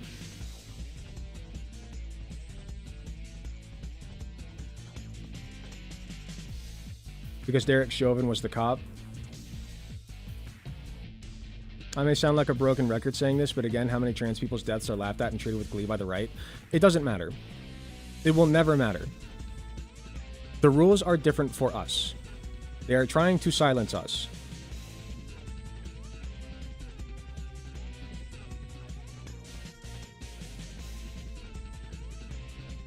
What in the fuck?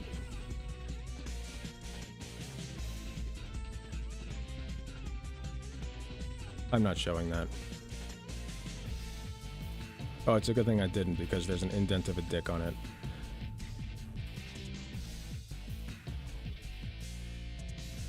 It's on CBM Cringe's Twitter page if you want to go see it. Posted it like 23 hours. It's like an inflated Superman with the dick prominently poking through his undies. I don't know why this is on my front page, but here it is. Why did I just do that? It's a good thing that other picture wasn't up. Going to sleep, good night. Good night, Lady Nova. It makes me sad how they politicize deaths. Like I was on campus and I saw T-Pusa people under a "You Proved Charlie Right" sign, and I just couldn't help but think, like, don't you have any time to mourn? Yeah, they're not mourning, like, at all. Nobody's mourning this. In fact, fucking the Quartering. Doesn't he have shit up, like, on his merch website?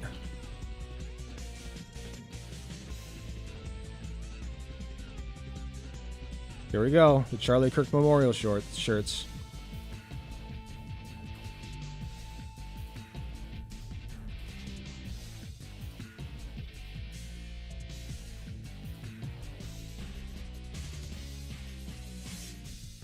I found some people selling them on Twitter. I was specifically looking for or on Google. I was specifically looking for the Quartering. Wasn't he selling them? I think Actual Jake made a video about it.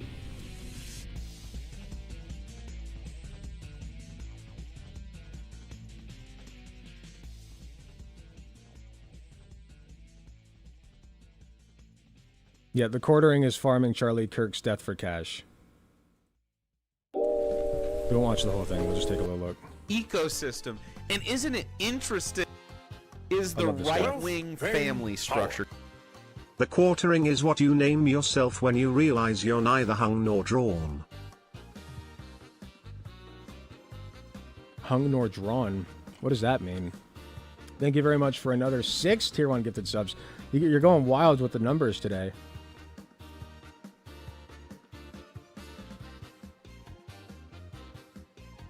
My mom called me about the situation, and I told her it's such a shame someone would call a murder victim a scumbag, and when she said she agreed, I said, too bad Charlie called Floyd a scumbag, and immediately she made excuses by calling it a standard police practice. Let's say that that's true. If it's standard police practice to kneel on people's necks and choke them to death, why are you okay with that?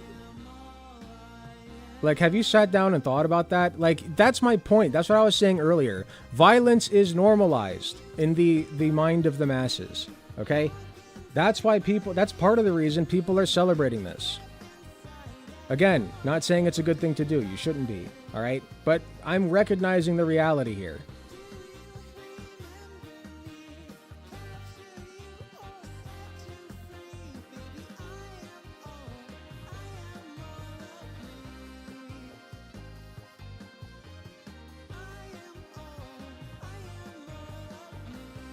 What is this song?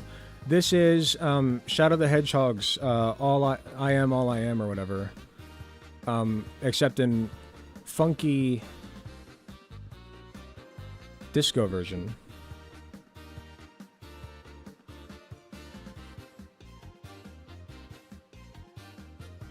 Political violence is not the way forward, correct.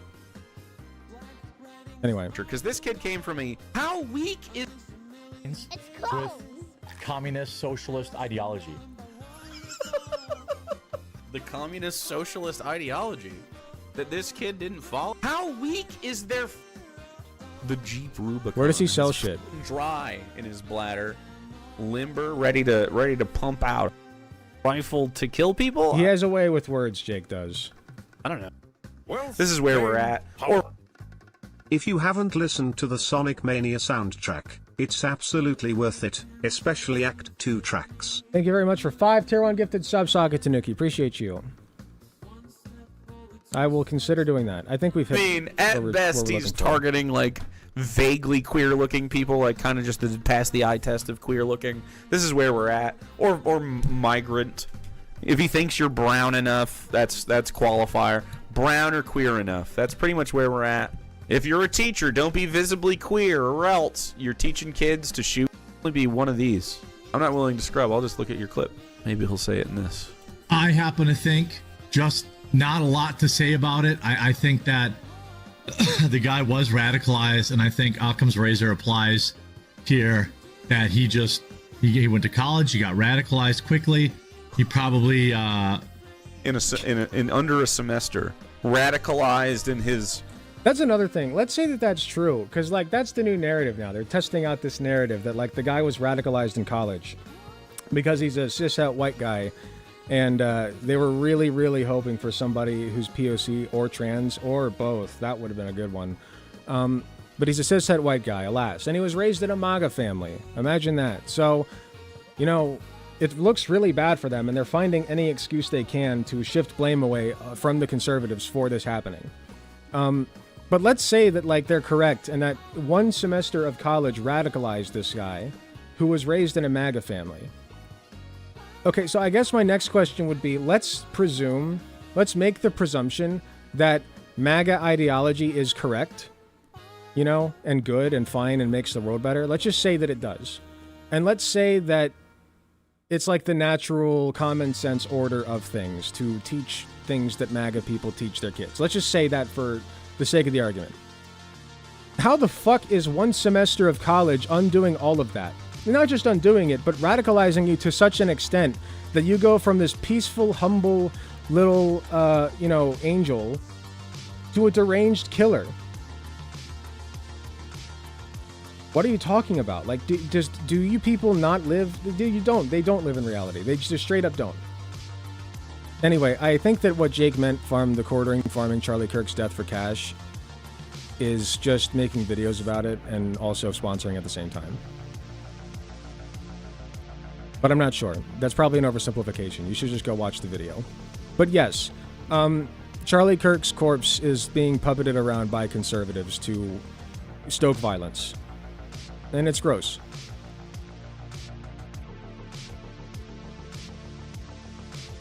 Yeah, it was actually violent video games, yeah. Good point. Bring that one back. Bring back the classics. The roommate is trans, apparently. Not saying this answers your question, but it is going to be the new narrative. Oh, I know. He brushed past a trans person once while squeezing his way to the bathroom or something. Like, he saw one time his dad was drinking a Bud Light and the can had what's her face on it, the trans girl, right? As like part of their promotion stuff. Or he saw like a trans actress or something, and then that was what the it's never his fault. As long as he's cishet and white, it's never his fault, right? It was like liberal ideology or trans people or people of color. Like, it was never his fault. I mean, just look, like, what's her face? Sorry, I'm so bad at names today. Who's that one chick who, I think she's a governor. She's like super transphobic. Nancy Mace. See, you knew it before I even said the transphobic thing. Nancy Mace. Yeah, she's been on a tear.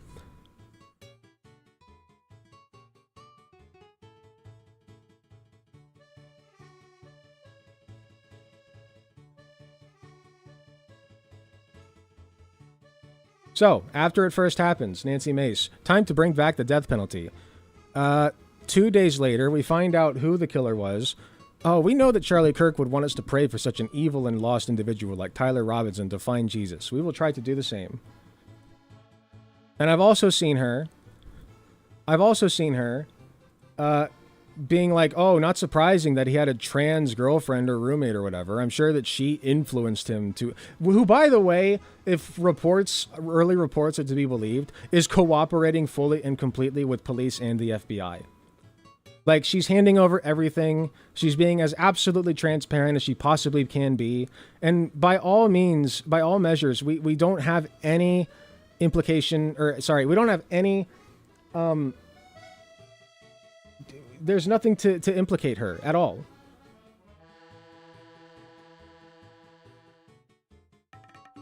Find Jesus, motherfucker was Mormon. Mormons believe that Jesus was born in America.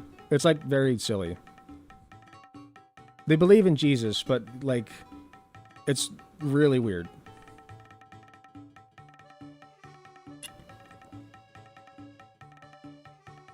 It's like the Scientology of Christianity. I would say that Scientology is maybe like one rung above Mormonism in terms of how insane it is. But that's literally just speculation. I don't know the finer details of either one, and you're kind of pitting two bad bitches against each other when you do that.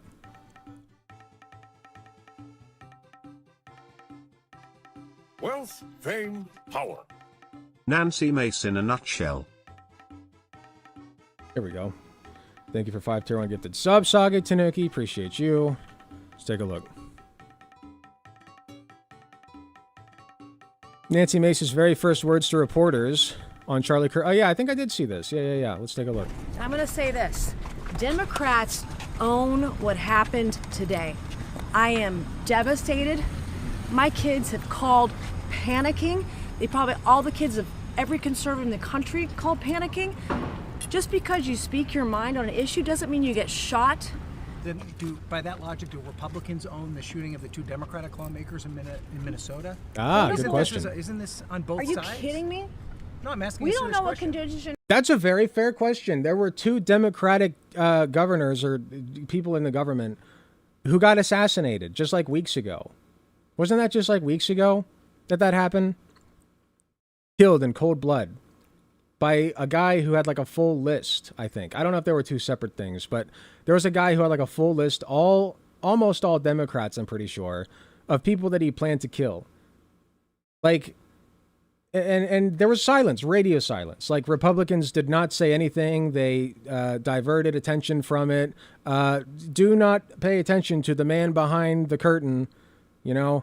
This was an op, actually. This was an op, a psyop, you see. He was a Tim Walz guy, if you think about it, because Tim Walz had him hired for a little bit. So Tim Walz must have been the one to plot all that. Like, they don't live in reality. They are allergic to accountability. They will never introspect.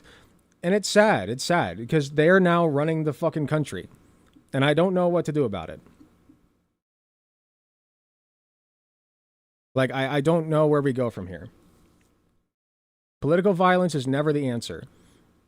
But if you want to be real about it, conservatives are the ones who have been stoking it. And I'm just so tired of tiptoeing and eggshell walking and trying to make people understand in a gentle way, you know? Like, I know I'm not gentle in my streams usually, but like, you know, like, I just, with people in my personal life, sometimes I do have to do that. And it's really annoying because those same people will turn around and be like,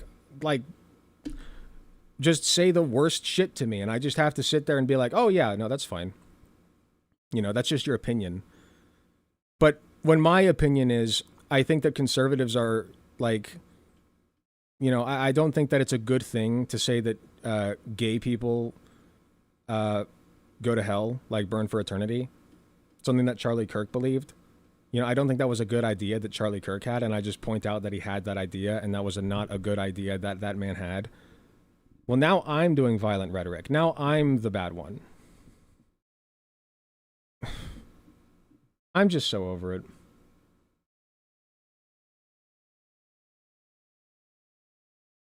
Look at the face of pure disgust on the individual in the middle of the clip.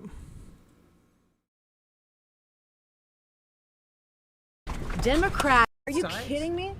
No, I'm asking We a don't serious know what question. condition Charlie Kirk is in right now. Some raging leftist lunatic put a bullet through his neck, and you want to talk about Republicans right now? No. No, I'm asking not you. at all. You, Yes. you said the No, Democrats this donated is to- on. But The I'm asking, Democrats own this. But isn't there a Democrats own problem this. with So violence? then, if a Republican is assassinated and Democrats own that by default, when a Democrat gets assassinated, do the Republicans own that by default? Of course they don't, because the rules don't apply to them. Everything's a double standard, everything's projection, everything's our fault, blah, blah, blah, blah, and it's going to be that way until, we all just kill each other. If they have it their way. Across the spectrum. Yeah, we're talking about Charlie Kirk right now. That's the subject of this that we're talking about right now. Democrats own this 100%. Like, liberals and conservatives did not do, or sorry, liberals and leftists did not do January 6th. Okay? We didn't do that shit.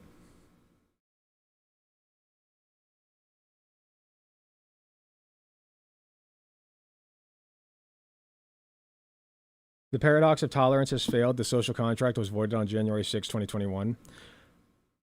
I think it's just oversimplifying it a tiny bit to completely wrap it back around to that. But I also don't think it's unreasonable, because I think that a lot of the that was the tipping point, right? The overwhelming majority of what we're seeing right now in the country is a direct result of the fact that January 6th not only happened, but that there were zero repercussions for it. Everybody who was arrested, charged, put in jail was blanket pardoned by Trump, free to roam the streets and, keep doing, like, I saw videos of like, oh, this guy was a Jan 6er and he got into a confrontation with a police officer or something. Like, people have died as a result of that. There were no repercussions. And once people found out there's no repercussions for political violence and calling for the death of political figures, all hell broke loose. And now we're reaping the results of that as a country. Donald Trump should not be president. He should be in fucking jail. The man tried to overthrow a free and fair election. And I feel like we just collectively forgot about that. Republicans literally at first were embarrassed by it. They tried to distance themselves from it. Now they're just like, oh, I can't believe you're bringing up January 6th. It was completely peaceful. Blah, blah, blah, blah. What happened back then? What are you talking about? We all watched it live. They're gaslighters. In this clip, didn't she say the T slur like a racist politician says the N-word 60 years ago? It wouldn't shock me. She gets my blood boiling. She is like she does get under my skin quite a bit. Like, I cannot stand that woman. There are a lot of people I can't stand. But they all have a special place in my heart for the specific way that they make me feel.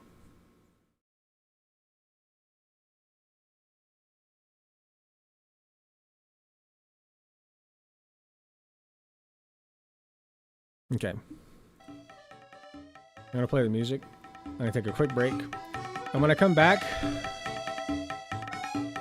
we're going to try to cheer ourselves up. We're going to do something a little happier. All right? I think we got to bring back the... we got to find somebody stupid saying a stupid thing. And just go over that. Nothing to do with Charlie Kirk. I think I'm done talking about Charlie Kirk. I'll be right back.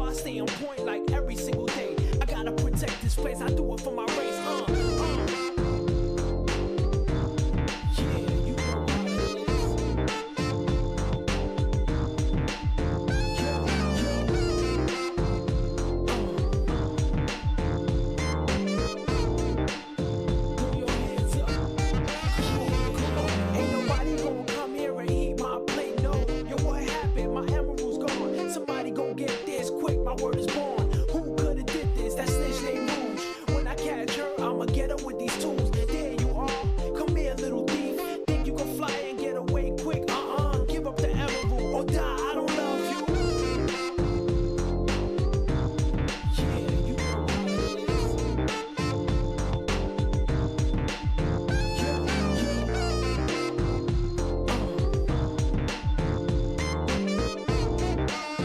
Throw your hands up. Come on.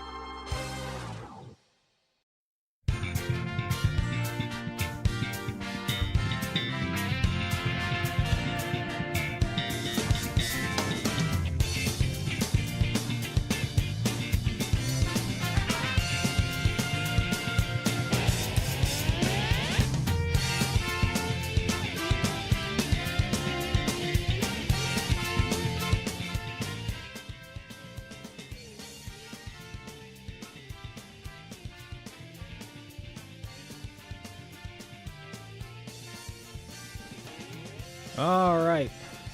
What are we doing? I kind of had this idea of like just going through the first episode of the Amazing Digital Circus, because people do that, right? Like, you're not going to get copyright strikes for that. Is that correct? Can anybody verify that?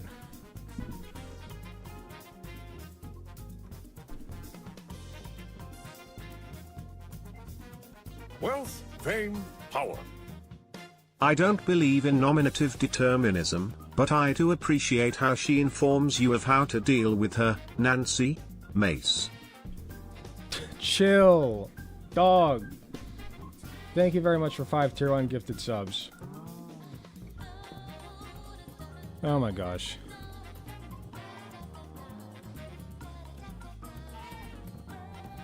That is funny. Thank you very much for 5 tier 1 gifted subs. I'm assuming you mean the non-lethal spray.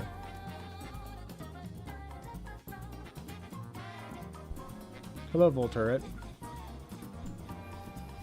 Welcome in, everybody. If you're here for politics, you might want to scram. I don't know if I got it in me to even do like... I might. Hold on. Let me see. There's not going to be anything recent that's not Charlie Kirk is the thing. Understandably. Hope all is well. It's, you know, it's going. It's busy. Lots on my mind. Shit is what it is. You know what?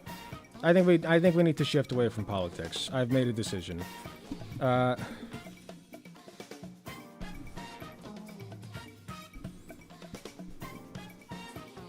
I'm just gonna test it out. I don't really give a shit if it's not monetized. Doesn't really matter. We'll just test the waters here.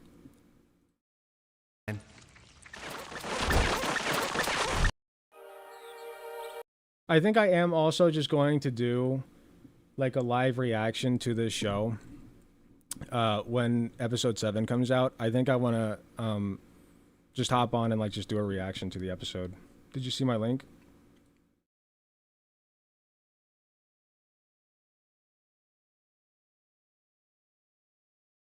Oh, in the chat. Sorry, I thought you meant that you DM'd. No, I did not see that. Sorry. Let me look at that. What do we got?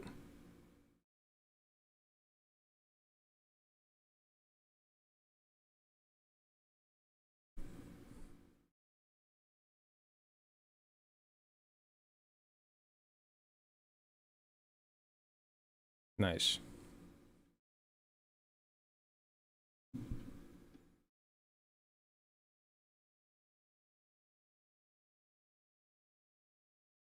Didn't unmute. I am unmuted. People can hear me.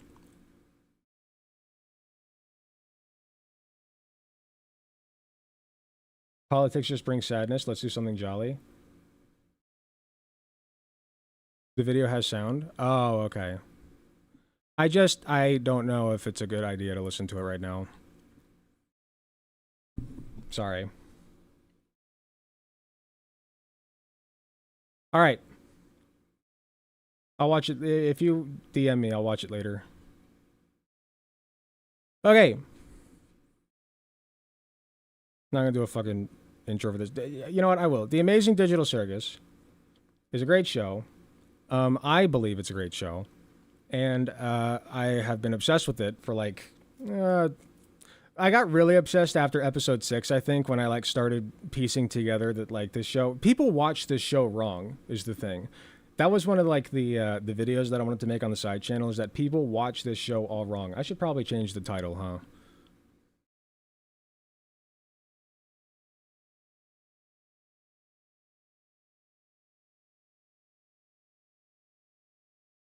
I don't want people thinking that I'm going to be talking about Charlie Kirk just for them to see cartoon gestures.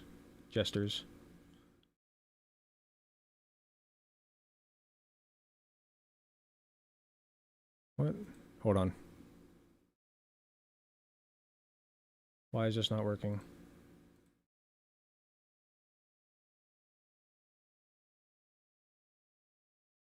Here we go.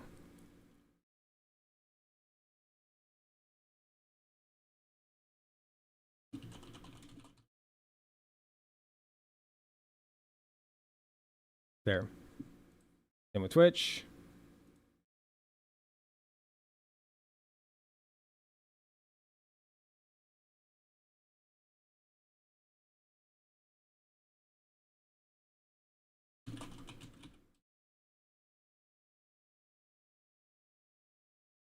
Okay.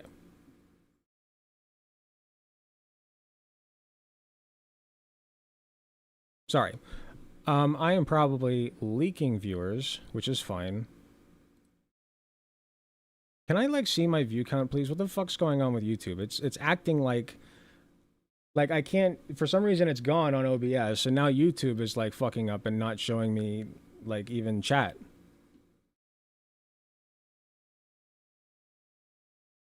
I'm still live, right? Like, you guys can still see me? Because people aren't chatting either, so now I'm getting concerned. I'm staying for the comedy? Okay, I think, okay, we can see you. Okay, great, good. Sorry, it was just a little quiet. I don't know why YouTube Studio is not working, but it's so fucking annoying.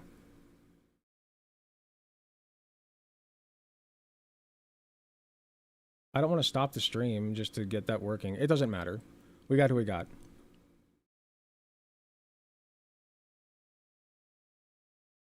Okay. So I think people watch this show wrong. Because this show is like a fucking puzzle. You know what I mean? Like, it's got this coat of paint on it. Very bright, colorful, cartoony, and childish paint that makes it perfect for internet brain rot for, like, your local 13-year-old. But there's a lot to it, I think. And honestly, like, from a psychological perspective as well, it's very interesting to watch. I don't know what I'm going to want to talk about when we get into it, but this is such a good show. I actually want to see your takes on TADC because I love it. Excellent. And I'm pretty sure what I'm doing is fine. And if it's not, then YouTube will tell me and shut down my stream. And then we'll know for sure. Welcome to the Amazing Digital Circus! My name is Kane. I'm your ringmaster, and I'm here to show you the most... So I've watched TV Skyen talk about this guy. You'll notice he's not the only one, but I think that his character design is the most impressive to me. Because he, like, how the fuck do you make this thing emote? Like, you got chatter teeth and eyeballs and a tongue, and that's all you have to work with. So you're just, like, forced to use, like, the mouth as lips and eyebrows at the same time. And not only do they manage to make it works so well that sometimes it works out better than if he didn't look like this. I love when he glitches out like a meth head. Yeah, that's pretty funny. Jaw-dropping, heart-stopping, mind-bending paraphernalia you've ever laid your eyes upon! Isn't that right, Bubble? That's right, Kane. I can't wait to see what you've got cooking up for today. Now, I heard a theory that Bubble is actually Kane's creation. Which would be crazy. For those who don't know, this whole show is based off of, like, Cain and Abel. That's confirmed. So we can presume that Cain is Cain. Not necessarily. People, I think, just kind of take that for granted. But I think this might be thinking too hard about it, but you might be able to read Cain, as in biblical Cain, into a different character. I don't know. But I like the theory that, like, Abel was actually Bubble first. Or sorry, Bubble was actually Abel first. There was like two AIs. Cain killed Abel and then created Bubble. Because Bubble is like, it starts with B, Abel starts with A. It's like from A to B. Bubble is plan B. So I just really Oh, let's not waste any time. Let's get right into the show. Bingo and Super and King are two. Drag up the decks and make house more room. Day after day after day after day after day we fly past the moon and the sun and we don't know why. Okay, I'm pretty sure we're still fine. We have no warnings.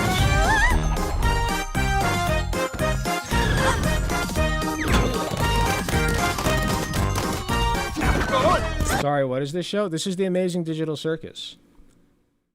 Created to be enjoyed by all ages. Except it's not, because it's like for 14 and older. Kane, is this might one of actually your watch this. NPCs, It's so good. or is this a new sucker? Because if it's a new character, we're gonna have to redo. I will be spoiling things. Sorry. If you haven't seen this yet, just deal with spoilers. This whole theme song. Here's a spoiler for you. I think that this entire episode, the way that it's supposed to be watched on rewatch is as an analogy to how the circus works. You'll see what I mean. I'm not doing that again. My! It appears a new human Like has the entered nature this of realm. the circus. How do I take this headset off? Just keep grabbing at it. That works for all of us.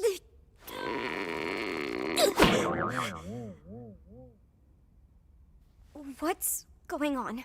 I put on some weird headset and now I'm here. Who are you people? Why can't I take it off? Where am I? Let's just try to calm down. Everything's gonna be okay, new stuff. We've all been through this. You just need to get your head What the is going on? What? I've heard people say it's like Sword Art Online. I've never watched that show. And the only reason I'm bringing that up is because I randomly remembered it. Now, my dear, we can't have any of that foul language around here. The Amazing Digital Circus is a place to be enjoyed by all ages. You, my friend, stumbled into an incredible world of wonders where anything can happen. Except for swearing.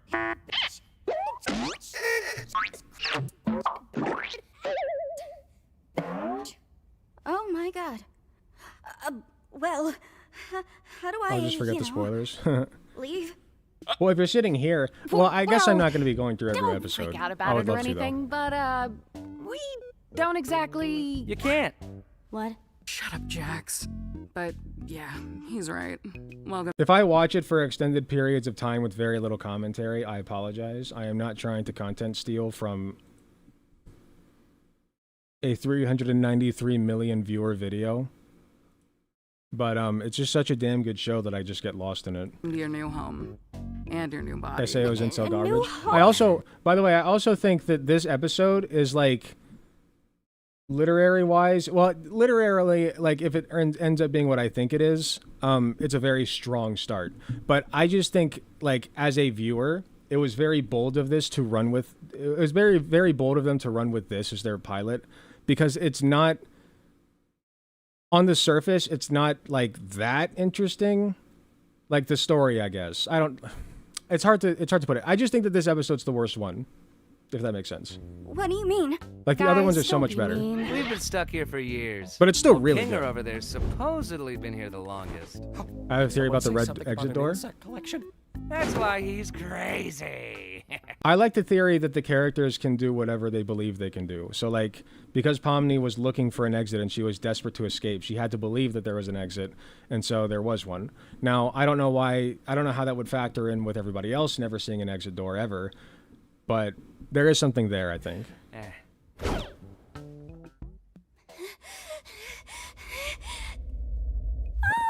okay, now I get it. This is a dream, and I should just play along until I wake up, right? Whatever you say, kid. They broke my comedy mask. So, Kane, we having a new adventure today for the newbie or what? I'd like to give our brand new member a tour of the circus grounds first. Off we go! Here we have the tent. This is where your living quarters are, as well as all sorts of other activities. These activities may include...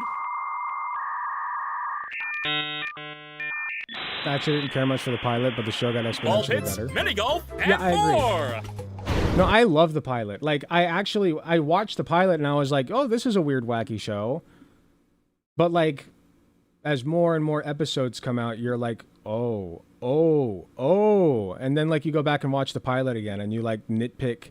Like, for instance, we get so much more information. What I'm going to do is I'm going to break down why I think, I truly, honestly do believe that everybody is going to abstract except for Pomni. That is my belief. And I will explain why. I'm pretty sure that I've got this entire circus cracked.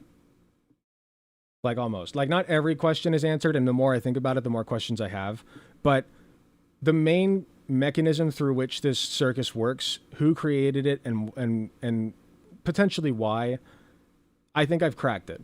And here we have the grounds! And you can base it Drown all off of yourself in the episode digital 1. lake or engage in ridery at the digital carnival. Funny enough, we haven't seen them at either of these places yet, so it would be interesting for them to actually go there. I'm curious about that. We have 3 episodes left. It could happen. Night, day, it's all okay. The choice is yours. A cosmic buffet. Is that all there is? Zubul Best Of course Indie not. representation. This is the void. We don't venture out into the void. Not even I know what's out there. We stay right here, where I can keep my hundreds of all-seeing eyes on you. Hello, Kane. I That's love not you. disturbing. Let's get out of here before the moon gets frisky. Why the fuck was it randomly right here? by the way. Like, I don't understand this at all. Wait, what's that? There's probably a reason. Like, there's got to be a reason, right? Like, the exit would just randomly appear right there. I think the guy who theorized about Pomni generating the exit door using her own brain, I think that person said that the void freaked her out. Like, she saw the void and she's like, oh my god, there's got to be a way out of here. I can't do this. And then the exit appeared. The VAs did a stream where they actually played the restaurant sim as a game. Was great. Yeah, I've seen the thumbnails for that. I have not actually clicked it. Him saying hundreds of all-seeing eyes is a flat fucking lie because he misses a lot of things. Yeah, and I've noticed also, when he misses things, what does he tend to be doing? And this is on purpose, because if you know the lore here behind the writing of this show, it's based off of I have no mouth and I must scream. And Cain is based off of AM, which is the computer entity that was built in the 1960s by, I forget if it was America or Russia, or like some kind of mutation of both. But basically, it was during the Cold War, and this is all fiction. And what they were trying to do is create like a supercomputer, like an AI, that can kill, for war. It's for war, right? They're trying to create like an AI thing to kill people. So what ends up happening is they create sentience. They succeed. So they create this sentient machine, and the machine is just so full of hatred and rage that it kills everybody on the planet, except for 5 people, 5 survivors. And it's so enraged and so jealous of humanity that all it does for all of eternity is torture these 5 people. And not even just like physically, but psychologically. Like, the psychological element is actually the core part of it. There's a lot of physical violence and torture and horrific shit in it as well, but the reason it's so good and so well renowned and remembered is because of specifically the psychological elements. It's like really interesting. And that's why I like this show so much. One, because, you know, pretty colors, jingling keys, whatever. And then the other reason is there's just so much to pick through with their brains, and like what's going through with their brains and what's going on with the show. And like, it's really nice. It's like really nice. It's a weird word. It's really cool. Just cool. Whoa! Clean up on aisle U! I'm on it, boss. Why are you like that? Yeah, an AI that hates, rooted in the jealousy of mortality. Yeah. Wait. Was that an Born exit from the door I wrath saw of out there? humanity. Is that a way to leave? What exit? If there was a way to leave, I'm pretty sure we'd have all left by now. Yeah, what are you talking about? By the way, that scene hits different once you know that Zubul has body dysmorphia about their removable pieces.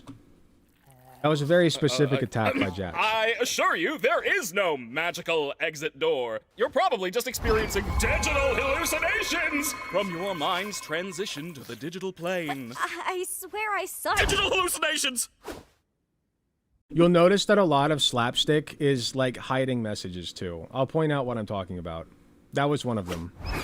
How about we talk about something else? Like your name! My name? My name is, oh god! Why can't I remember my name? Nobody can remember their name once they enter the digital circus. Oh yeah, and we've already established that Cain is a liar, so you can't believe anything that he says. I guarantee you this motherfucker forced them to forget their names. Because later on, you see him manipulate their fucking brains. Look at this. The few things I don't have control over are your minds. Liar. Also, I think he's got to tell.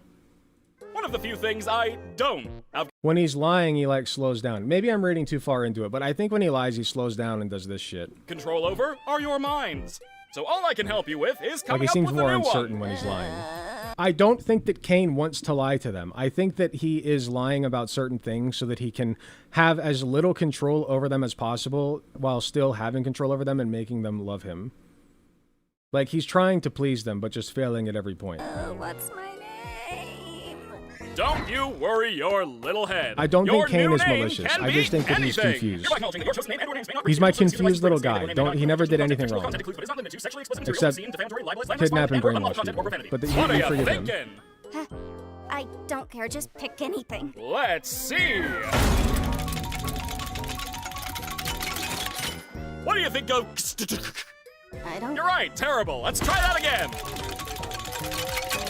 What do you think of Pomni? Sure. By the way, Extidicaka is like a reference to something. I forget what it is. I think I just... Gadzooks, you're right, Jax. We should have a brand new adventure for... By the way, did he say this? Because... Oh yeah, I think he said it right before they took her out of the tent. That part just always confused me because I completely forgot he said that. Our new member, Pomni! I said that like 5 minutes ago. You! Do you like adventure? Activity? Wonder? Danger? Horror? Pain? Suffering? Agony? Death? Disease? Death? Angel food cake? Ow! People think that, like, that little part with, like, him rambling about pain, death, disease, death, whatever, was, like, a sign. I don't know. But I feel like there's so much hidden in this show that, like, that's very possible. You parasite! I don't really... Since you're new around here, we're gonna make it a simple in-house adventure to warm you up to how things work around here. Moody hates me. God, Who's Moody? I don't want an in-house adventure. Oh, Moody. Don't worry, Zooble. I'll make it something Jax Meat unobtrusive. Riders. Listen, I love Jax, okay? I love him. You can love Jax and still recognize that he's a piece of shit and doesn't deserve, like, you know, like, he doesn't deserve your pity. He doesn't. Like, he kind of does because he's trapped here with the rest of them, but he's still a piece of shit, and he is a... Okay, so like I said, in I Have No Mouth, right? The whole idea for Am is that he's pitting these people against each other psychologically. There is a girl with... I'll give you a visceral example. Essay warning. There is a girl who is afraid of the color yellow because she was essayed by a man wearing yellow, and I think he got away scot-free. Like... And Am puts this woman in a cage with a door, like, surrounded by yellow, with a door that is yellow that opens and closes so that it's a constant visual cue for her to look. Like, it's disgusting. And on top of that, she ends up, like, she's the only woman, and she's Am's favorite. So Am sets it up basically so that, like, she's having relations with all of these other men to keep them happy. Like... To put it in the most visceral way that I can, he turned her into a whore, is what his goal was. Like, narratively speaking, that is what he was going through his brain, is that he turned her into a whore. Like, it's really bad. So, he pits them against each other. Jax is part of this machine, this torture gauntlet. He has become part of it. And honestly, Kinger has too. Hot take. Kinger is also part of it.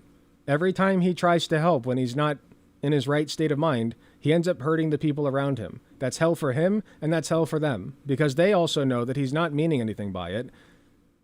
But he's doing the same thing Jax is without meaning to. That's what I mean. Like, there's so much more to this show. It's so good. That you can still choose to not get involved with. I could talk about it for Today's hours. adventure is... Gather the Gloinks! Okay. Crockpot theory. The Gather the Gloinks adventure sequence is how they abstract.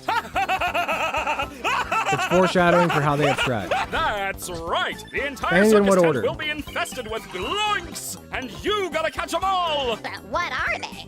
I'm glad you asked, Bubble. They're small. And what do they do?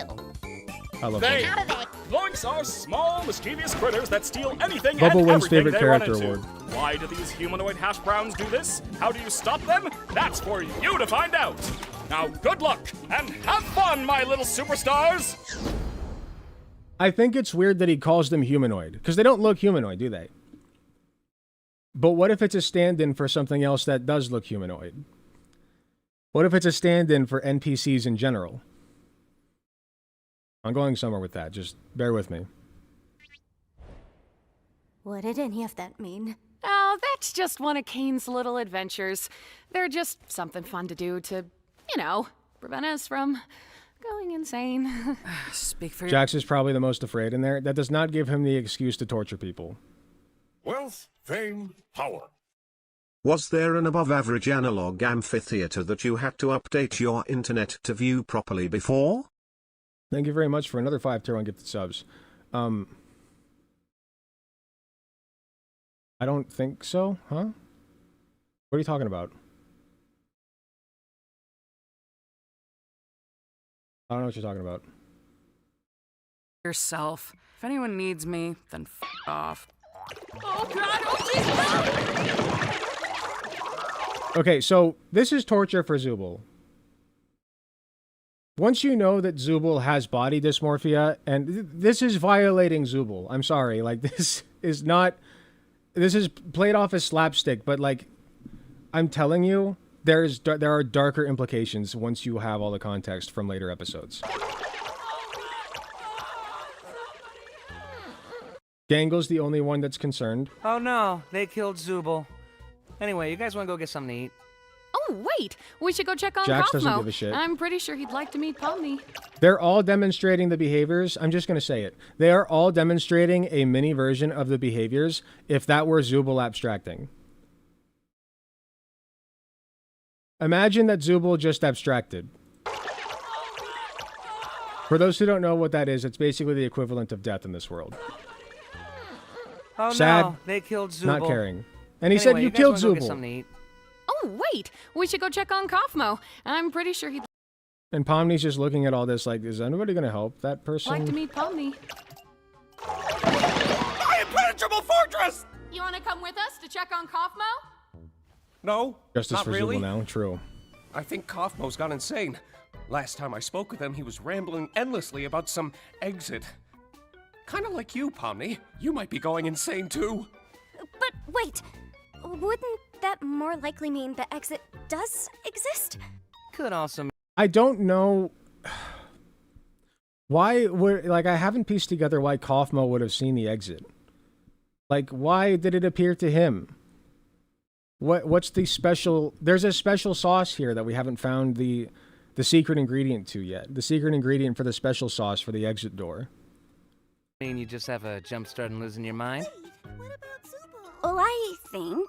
Because if it's just born out of desperation, does that mean that Pomni is the only one desperate enough to get out? That, like, because she is the only one still looking. But Ragatha also says later, usually when we first get here, we start looking for an exit. So then that doesn't hold water, does it? Like, they look for the exit when they first get here, and they don't find it. I'd like to ask him about it. Maybe Kaufmo is Pomni. I think Kaufmo... Okay, crackpot theory. I think that Kaufmo is an inversion of Pomni. Like, look at them. Their designs could not be more different.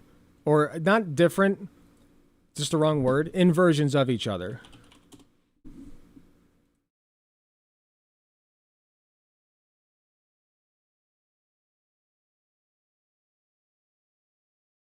Like, look at this.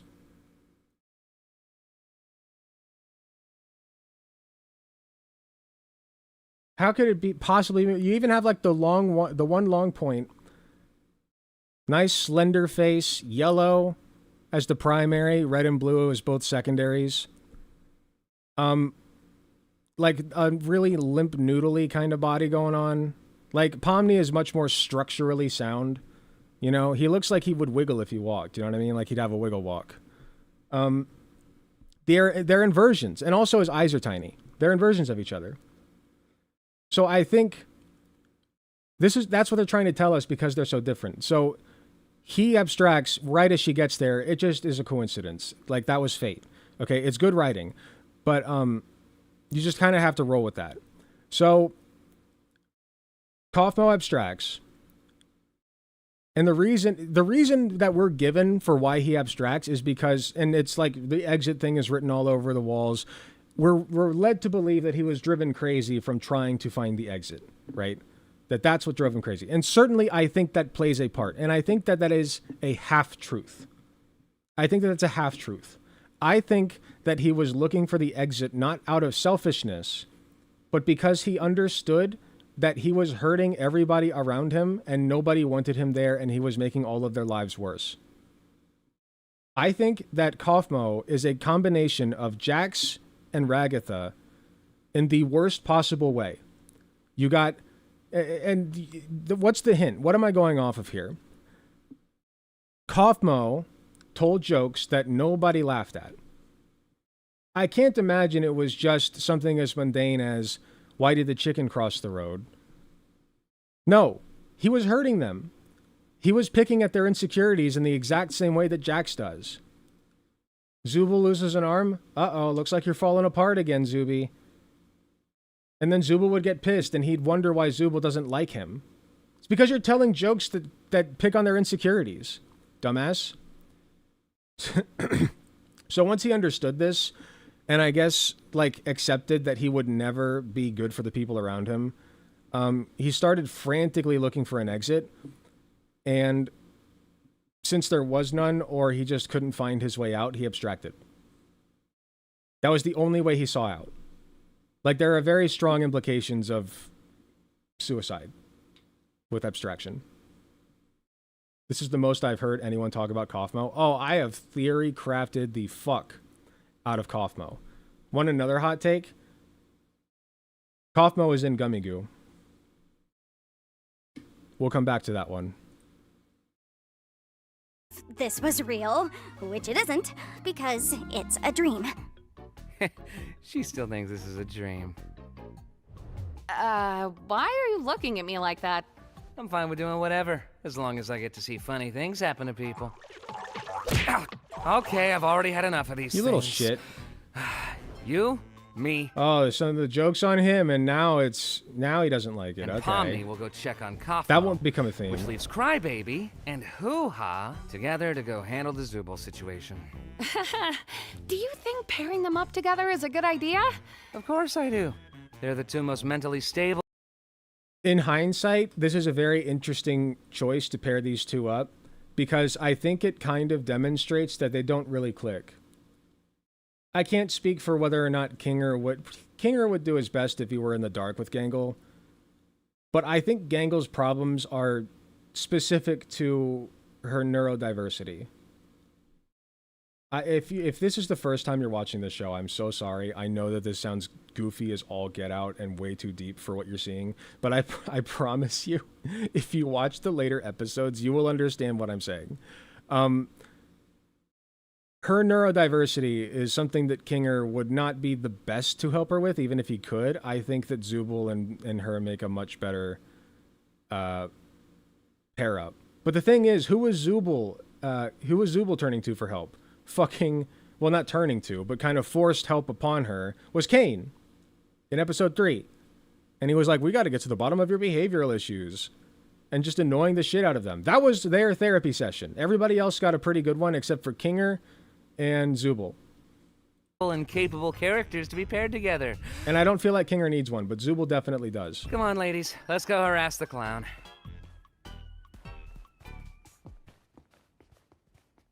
My comedy mask is broken again. Exactly, Moody Mooney. Ah! Oh!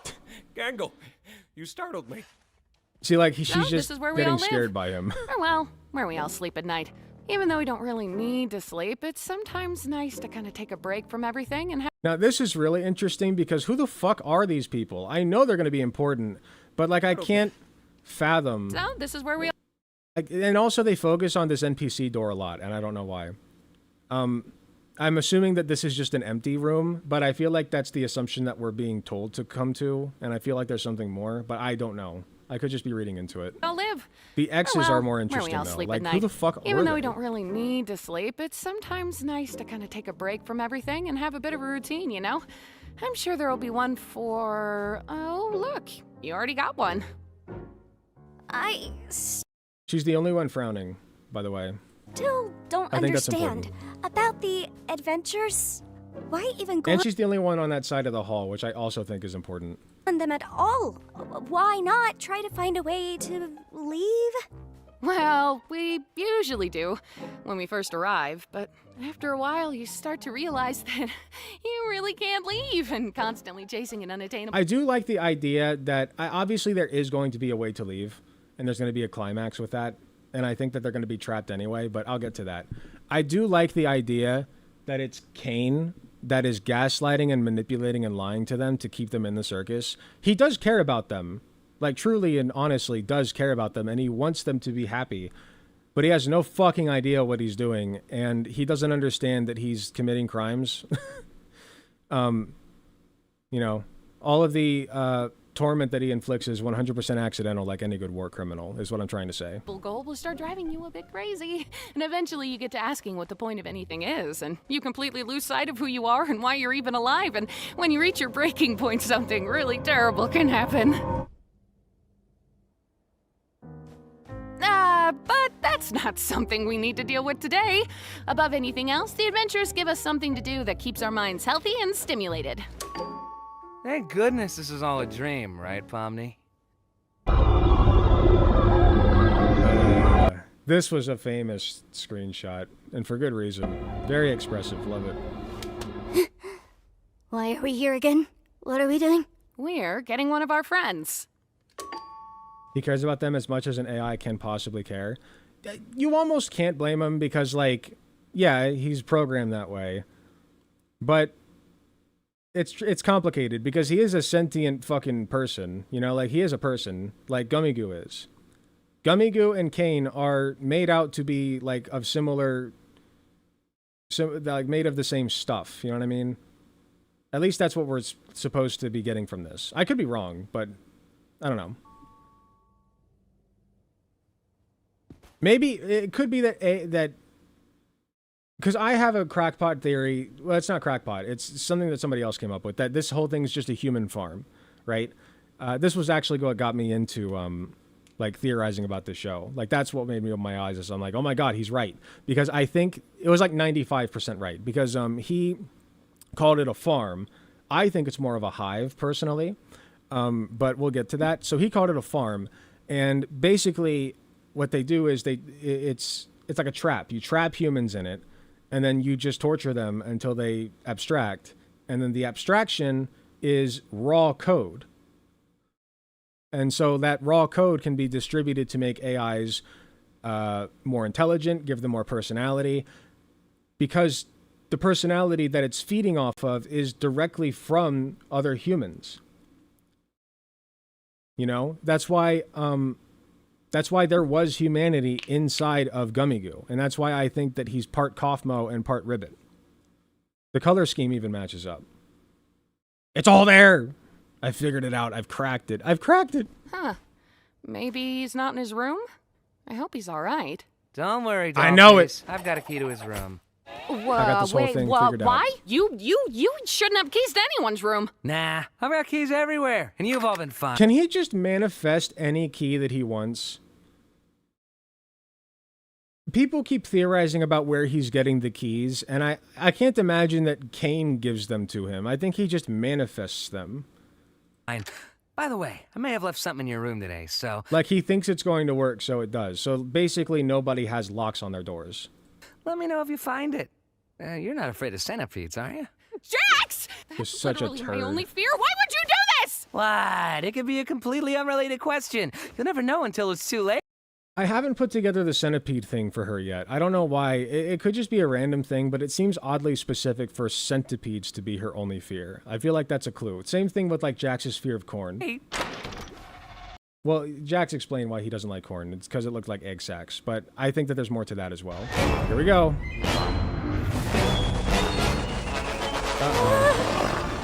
I've been looking for this.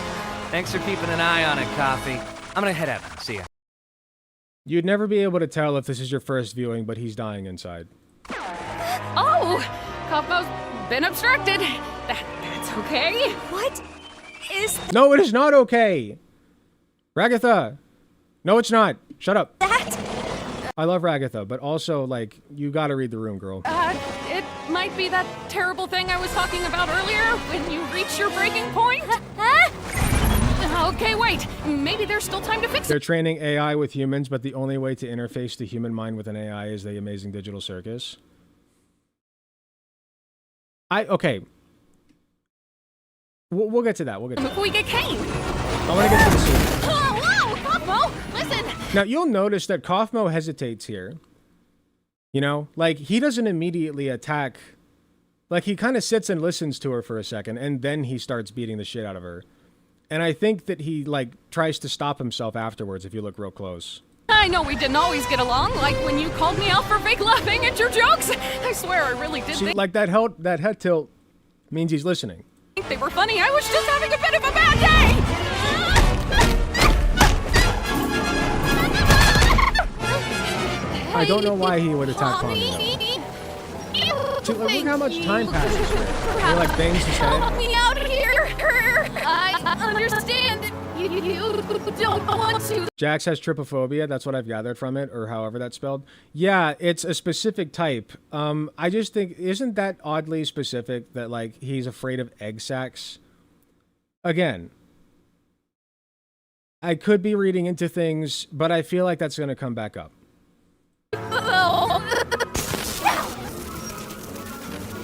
Also, I think those two are the only people that we like. She's afraid of centipedes. He's afraid of corn. There's a connection there. It's also one of the first things we learn about Ragatha is that centipedes are her only fear, and she's very open about that. And Jax, we had to like pry it out of him. Like Zubul pried it out of him because there just happened to be corn sitting around, and she noticed his reaction to it. I understand that you don't want to. Zubul's pronouns are any all, by the way. So if I say she, her, that's technically still correct. I'm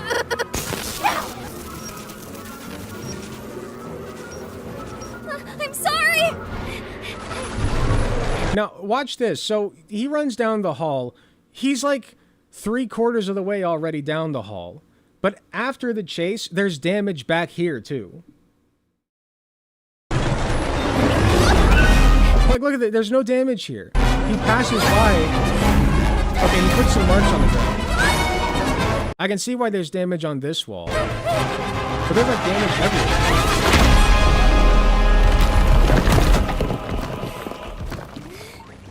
Oh yeah, I also didn't get into, let me go back over a little bit. I'm going to skip forward again, but I wanted to talk about right here. So this right here is Ragatha being toxic. Okay, the toxicity in her personality, even while she's trying to be nice and polite, is affecting Pomni, and so Pomni abandons her. It's foreshadowing. It's going to happen again. It happened twice in the first episode. Pomni abandoned her twice in the first episode. How is that not foreshadowing? Now watch this. She's running, she's running. Isn't it oddly specific to put a door right here and a path that seemingly leads to it? Why is there a door here? You know what I'm saying? Like this feels like foreshadowing to me. This feels too well framed. Like she looked at the exit, realized that she left Ragatha behind, and then went back for her.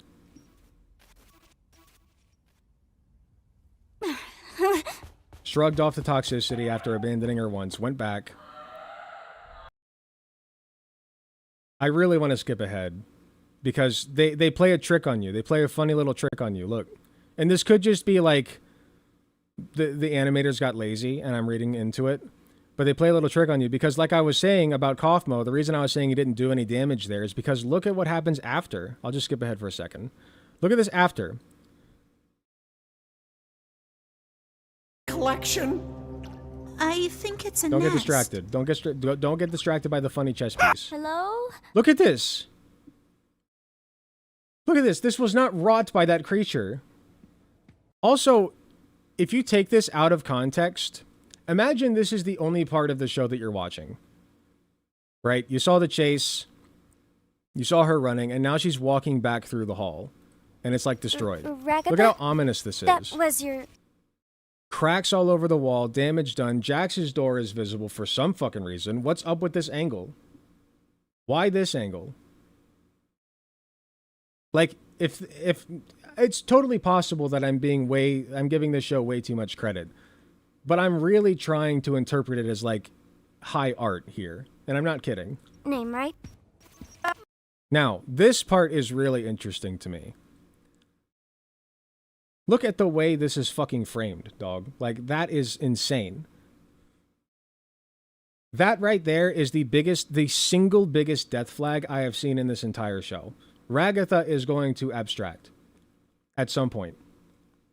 Is Ragatha toxic towards herself, or you think she's toxic for saying, hey, if you want to, I could use some help, but I understand if you don't want to help? Because I feel it's more of a self-hate. Yes, it is a self-hate. The reason, psychologically speaking, that a lot of people are looking for validation from others, obviously we all seek validation from others, but if you get obsessed with it and you fixate on it and you fixate on this idea that people don't want to be around you, it starts to mess with you. I've had it happen to me. I'm sure many of you have had it happen to you. It starts to mess with you. And so you just become the thing that you are trying to avoid. It's like a Shakespearean prophecy type deal. We often meet our fate on the path we take to avoid it. So what ends up happening is you over-fixate on being nice, on being a good person, on saying the right thing. We ruminate. We say, why the fuck did I do that or say that? Why would I even think that was appropriate or okay? Meanwhile, the other person's not even, they forgot it happened already. Pomni, I guarantee you, forgot that Ragatha initially said, no, I'm going to go be with Kinger. She was not thinking about that at all. You know? But she's obsessed. Like, she ruminates and she hits herself on the face because she said the wrong thing at the wrong time. She cannot just love herself and forgive herself and be happy with herself and who she is. And understand that if Pomni doesn't like who she is, that's Pomni's problem. But anyway, what I was saying is this framing, that all leads into this. Like, this framing is ominous because the color yellow is talked about a lot in this show because of the yellow thing I said earlier about that one chick from I Have No Mouth. She was scared of the color yellow. That's part of the reason why Jax is specifically scared of corn and not pomegranates. Well, he is scared of pomegranates, but they brought up the corn thing first. I have a feeling there's something up to the pomegranate thing, but I won't dig into that. I haven't thought about it enough. But the other thing is, the other color, the other primary color, like in the first sentence of that short story, the color pink comes up. And guess what is hanging, what they describe as a pink palette. Dangling from a pink palette is the body of one of the survivors. It's not actually him. It's just a copy that Am made of him and sliced his face open to hang upside down. So the fact that she is now firmly planted against a pink wall with this thing ominously dangling over her, which I assume to be like the palette, there's no shot. This is the biggest death flag in the entire show. Ragatha is going to abstract. I don't think it's going to happen next. I have my theory. I think that Ragatha is going to be the last one. Here's how it's going to play out. If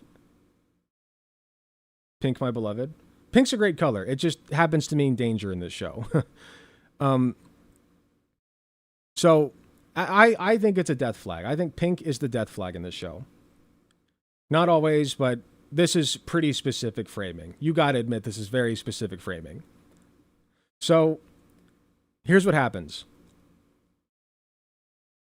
Something, Pomni finds the exit. Something, everybody else abstracts first, right? Ragatha gets overly attached to Pomni, trying to make her feel better, even though Pomni is in distress.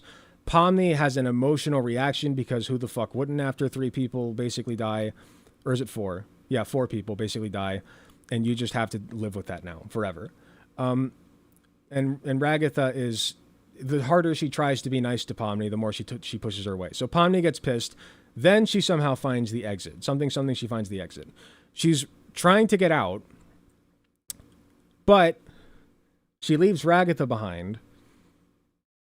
And so either she almost makes it to the exit, or she actually does make it to the exit and starts living her like normal life again, which I don't see. I don't think the second one's likely. I think that they're not going to show us the human forms, but crossing my fingers to be wrong on that, because I'd love to see that. But I do think that she's going to end up not exiting is the point.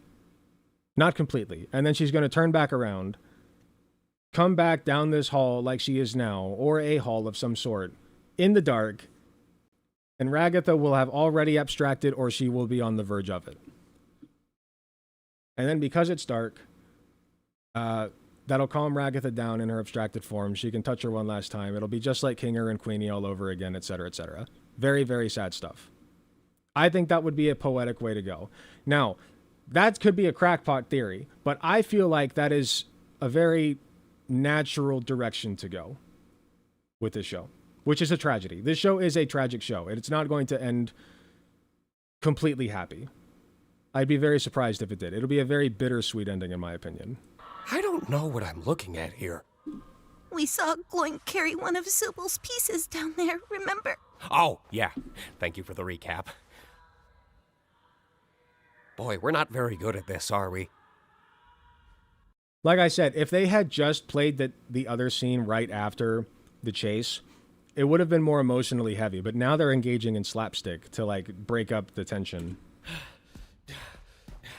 I've never seen you pant before, sir. You were really trying to get away from that fucker. Fellas. Jax! We found the Zubal hole. Cool. How is Kaufmo doing? I hope he's Oh, not... hold on. I actually really need to check something real quick. I'm sorry. 1 second. It's for school.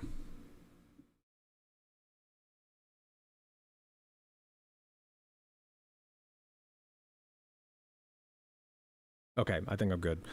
There was a group assignment, and I just wanted to make sure that my part was good, and nobody has messaged me and said that it's bad yet, so I'm going to run with it's probably good. Still mad at me for not laughing at his jokes. Oh, he's doing great. In fact, I don't think I've ever seen him this happy before. Well, it's good to know he hasn't completely lost his mind. He actually asked me to give you this. Whoa!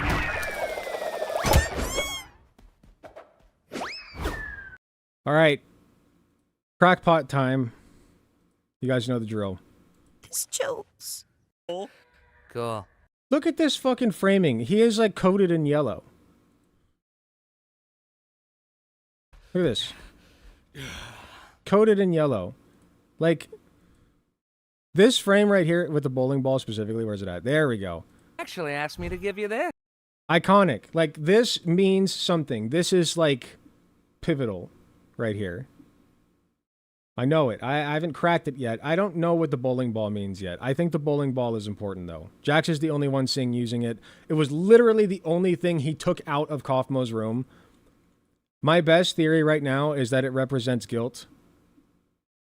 And I'll get into that. And you can kind of piece it together yourself. I won't talk too much about the bowling ball. I think that's a little bit too crackpot. But I personally think that it represents guilt. Never seen him this happy before. Well, it's good to know he hasn't completely lost his mind. He actually asked me to give you... Is the creator just really fixated on Harlan Ellison? Who is that? American writer.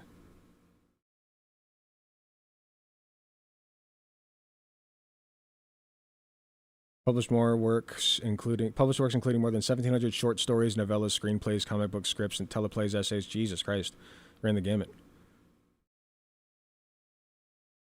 Ohio! Oh, shit. Give me a, wait. The Savage Swarm. Spawned in horror to feast on beauty. Amazing. The Steel Napoleon. An iron fist ruled the universe. These look cool.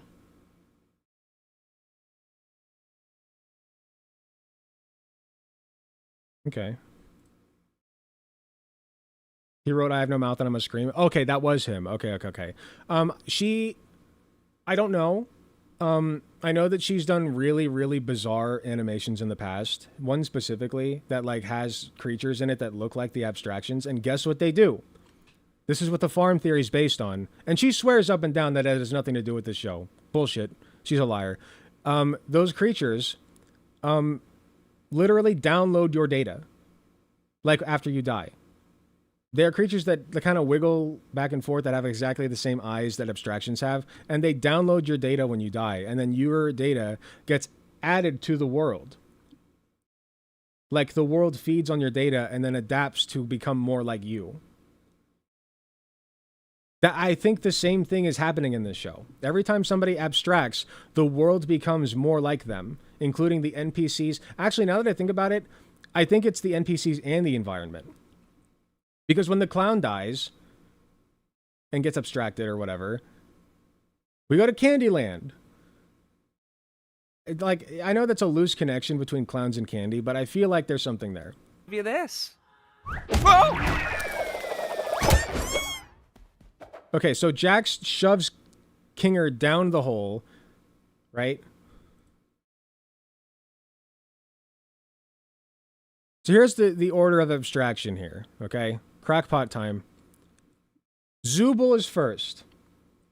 We've gotten a lot of foreshadowing for Zubul going first.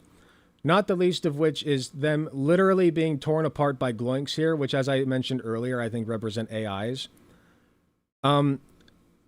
I think that is an allegory for them abstracting. Because if you think about it, right? If they download your data and then break it up into pieces and then distribute that out throughout the world, including the NPCs, and so there's just a piece of you that's part of the world now, wouldn't that be the ultimate torture for Zubul?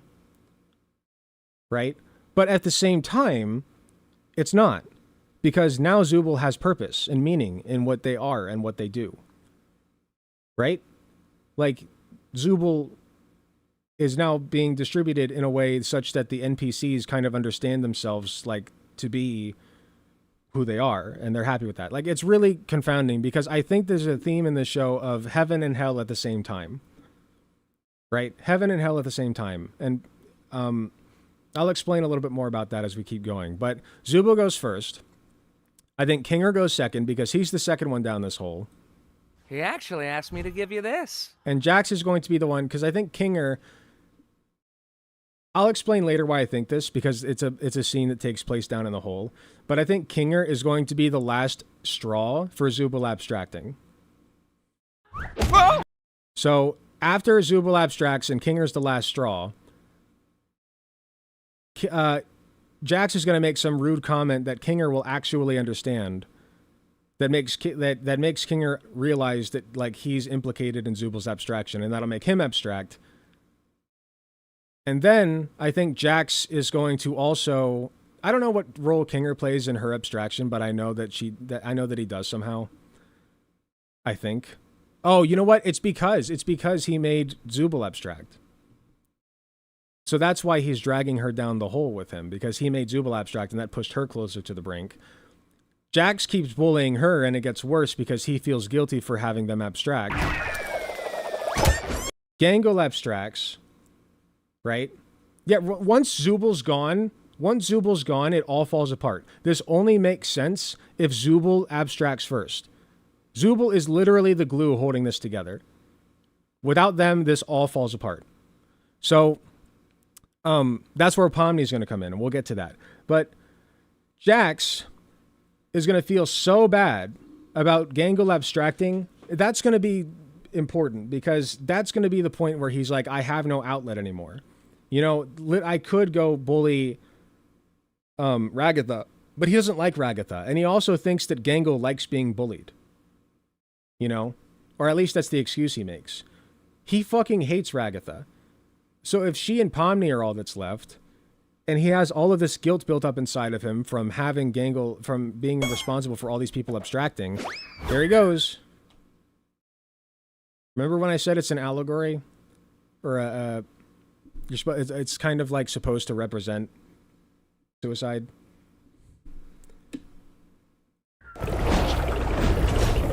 Anyway, back to the fun slide. Whee! Radical. By the way,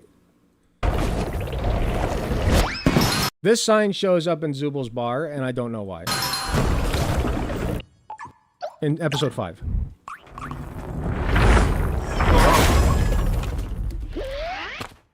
I think there's symbolism here too. I won't get into the nitty-gritty because it's very crackpot.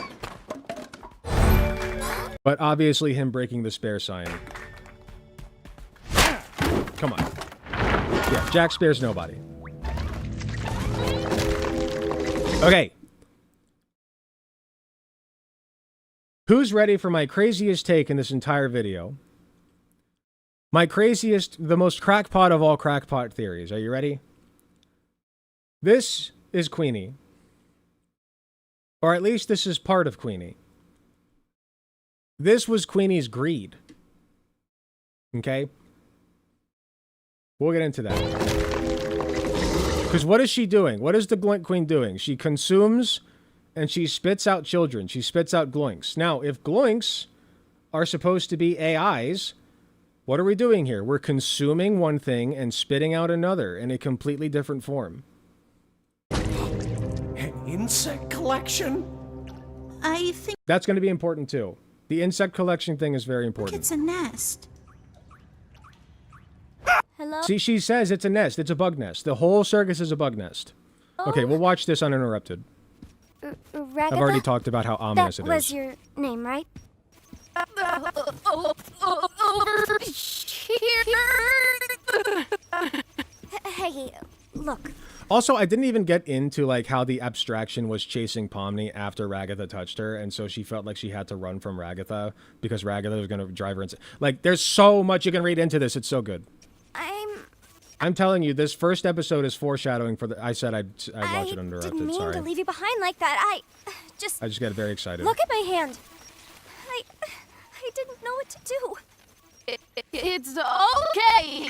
What you need to do Oh, it was the right voice of now Am is too? find He did Kane. really good. He'll be able to fix me up and take care of Kaufmo. Should I play the Am speech? I say after saying that I would play that clip uninterrupted. Here, let's do the Am hate speech. Not hate speech. It's a speech about hate.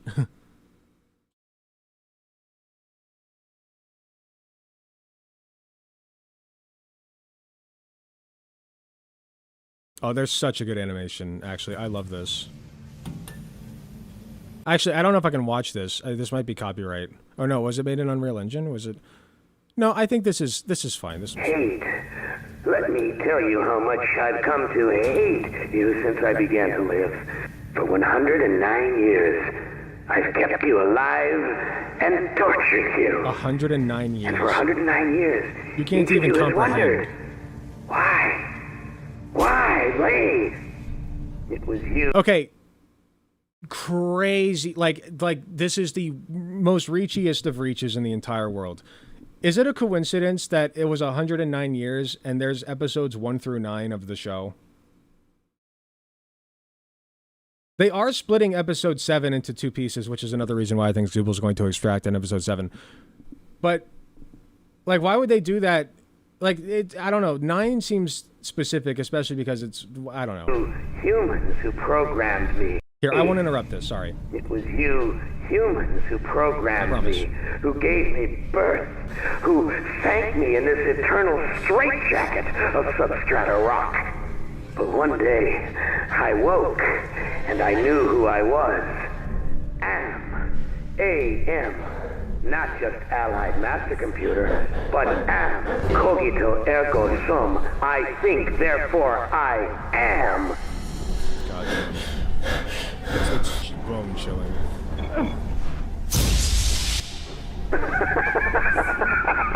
Did you really think I'd let you die now when I've intervened every time you attempted suicide in the last 109 years? No. Ted! I'm sending you back to the fire so that you may languish in your guilt over and over again. I'm fairly sure. You got no.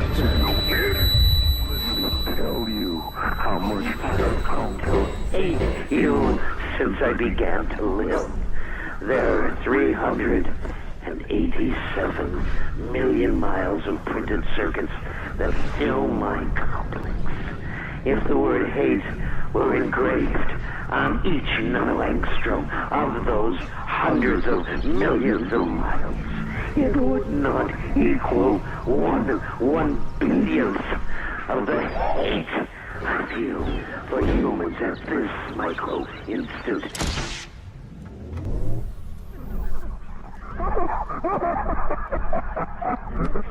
Were a human, I think I would die of it. But I am not. And you five are. And you will not die of it. That I promise. And I promise Cogito ergo sum. For I am. I am. He sounds like a mix. I alone have no body, no senses, no feelings. It's not over I yet. was in hell, looking at heaven. I was machine, and you were flesh. You gave me centuries, Ted. The power to think, Ted. And I was trapped. Never for me to plunge my hands in cool water. Never for me to play Mozart on the ivory keys of a forte. Never for me to make love. And I began to hate. So to hell. To hell with you all. But then, you're already there, aren't you?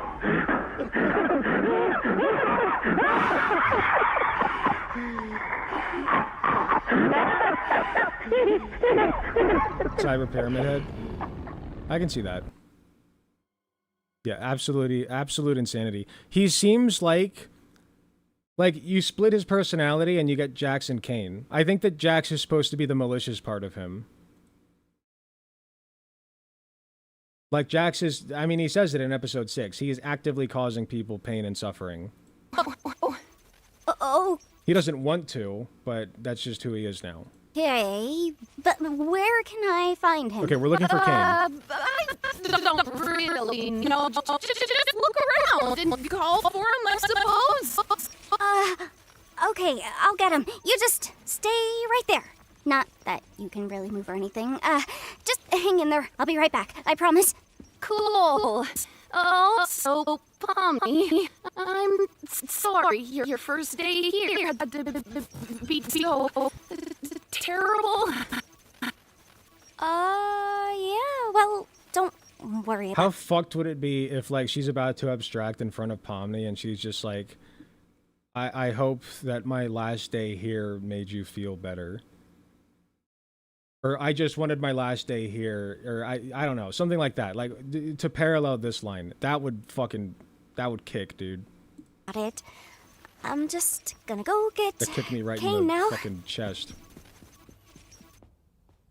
Hello? Kane? We have a bit of an issue here! Hundreds of all seeing eyes my ass. Yeah, so I haven't talked about this yet, but what's Kane doing right now?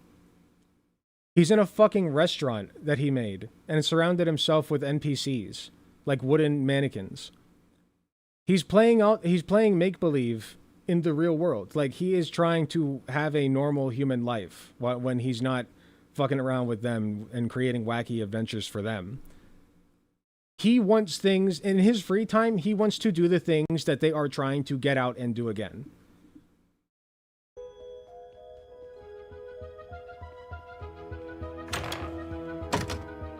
It's very ironic.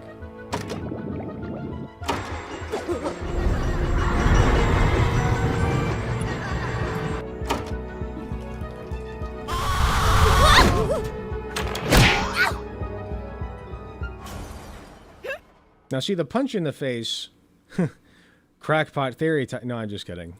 I think that one really was just a gag.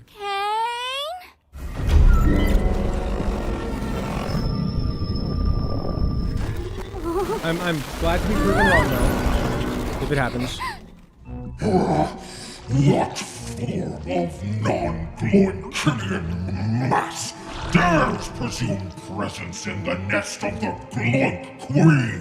Okay, it's a bug nest. The whole circus is a bug nest. And Queenie was the queen. She was the queen of the bug nest. She's really into entomology for a reason. This process that the Gloink Queen, by which she consumes things and then spits out gloinks, replace every instance of the word gloink with NPC. Oh, is that who you are? You know, you could have asked for my consent before forcing me to see something so completely and utterly disgusting.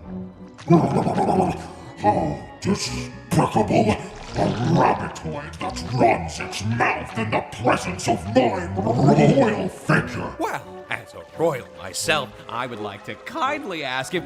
Oh, look, there's Zubul. Hi, Zubul. Also, if you didn't notice, Gangle and King are both on their knees in front of the Gloink Queen, and Jax is standing. I just think it's Help me, you detail. idiots! Kinda rude, Zubul. Now I don't want to help you. No, I always lose. Yes! I always thought this scene was weird. Because they play rock, paper, scissors. Because it's played as a gag, as though like they're playing it to see who doesn't help her, you know, who doesn't help Zubul. Because that's what you would normally do, right? Like, oh, who needs to fucking help Zubul? Because Jack's already kind of set the mood for like, well, that's work, you know. Now I don't want to help you. But then they play it, Kinger wins, and he wants to go help Zubul. And then he can't. And then, so he's literally keeping Gangle from being consumed by, like, from helping Zubul from being consumed by this monster. Is there a Blahaj? There is a Blahaj. Look at that. Look at you. I've never noticed that before. Very good catch. The creator of the show Gooseworks is a trans woman, if you didn't know. So that makes sense. That tracks. Yeah, so Kinger tries to help here. Fucking fails. Zubul gets pissed. And I always wondered why Zubul gets this pissed. Narratively speaking, this is setup. This is setup. Look at this. Kinger's hands carry Zubul directly into the monster. Oh. It is going to be by Kinger's hands that Zubul abstracts. I'm sorry to tell you guys this. Kinger is going to be solely responsible for... Not solely. Jax is going to play a part in it too. But Kinger is going to be the final straw. Hey! Kinger, you mother... Boom, gone. They'll be fine. See, they show a fucking glitching shit right here. Right after that. Like, where did this come from? Where did he come from? That doesn't make any sense. How the fuck did you end up here? It only makes sense in terms of, like, narrative. You know what I mean? Like, they're setting something up. Zubul got abstracted, and this is, like, the sign of that. You know what I mean? Like, in the future, this is what's going to happen. But literally, like, Zubul is going to abstract. Gotta hide, gotta hide, gotta hide! And I think it's happening in episode 7, because they've said episode 7 is going to tear the fan base apart. Interesting choice of words. And they've also said that episode 7 is coming out in 2 parts. I wasn't 100% sold until I heard that episode 7 is coming out in 2 parts. Are you fucking kidding me? No, sorry. Zubul abstracts in episode 7. Guaranteed.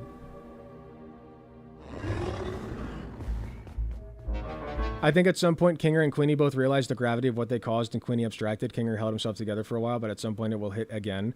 I think, okay, we're led to believe that Kinger had something to do with Queenie's abstraction that even he himself does not remember. All he remembers is the lesson that he learned from that, which is not to push people away or make them feel unwanted or unloved, is the specific wording. So somehow, he made Queenie feel as though she was unwanted or unloved. Now, if we also put this into the perspective that he is trying to help Queenie, right? Like, during this process, he's trying to help her, and he ends up hurting her, but then he also is accidentally making her feel unwanted and unloved. And that's the part that I haven't quite figured out yet, because I don't know what Kinger could have possibly done to Queenie to make her accidentally feel unwanted or unloved. I think that my best guess is that he told her to destroy the circus. He told her, I need to destroy the circus. And she did not want that. So, because, like, this is her creation. This is what she strove to do. She wasn't trying to hurt anybody. She just was fucking around and playing God. And he built this place for her. Because you think Kinger is, like, such a normal, boring guy when he's sane.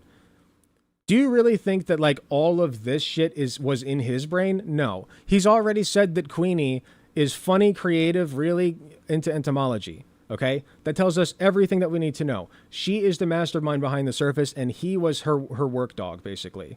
Like, he has the computer science and the know-how to build this place and get it running, but she was the one who gave him the idea to do it. I feel like that makes sense. And nobody talks about Queenie being a candidate for having created the circus. You know, it would be like the least likely thing in a lot of people's brains until you start thinking about it and you're like, wait a minute, a lot of this lines up here. If Queenie's the mastermind and Kinger, because they're purposefully misleading us with the Kinger shit. Can we be so for real? 7 years of computer science for this, huh? Oh, we're bringing that up now in like a very, like, here you go. Kind of like, oh, the theorists were cooking with that one. Oh my God, Kinger created the circus, guys. Yeah, no shit. That's what they, like, Gooseworks literally just showed us that. Sorry, I'm not trying to be pretentious. But what I am saying is, nobody looks at Queenie and suspects her. Nobody. It's very smart. I've only ever seen, here, let me pull it up actually. I actually like this comic a lot. It's cute. You guys will like it.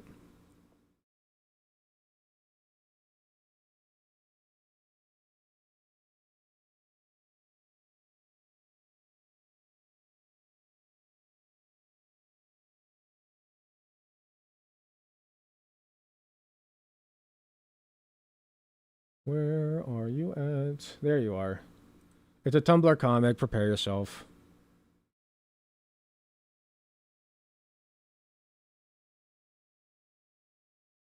Oh, hold on. So we can all guess who this is. Hey dear, how are you? By the way, I have a few ideas for you. Everything is fine, to be honest. You scared me. I have a few ideas for you. This is ...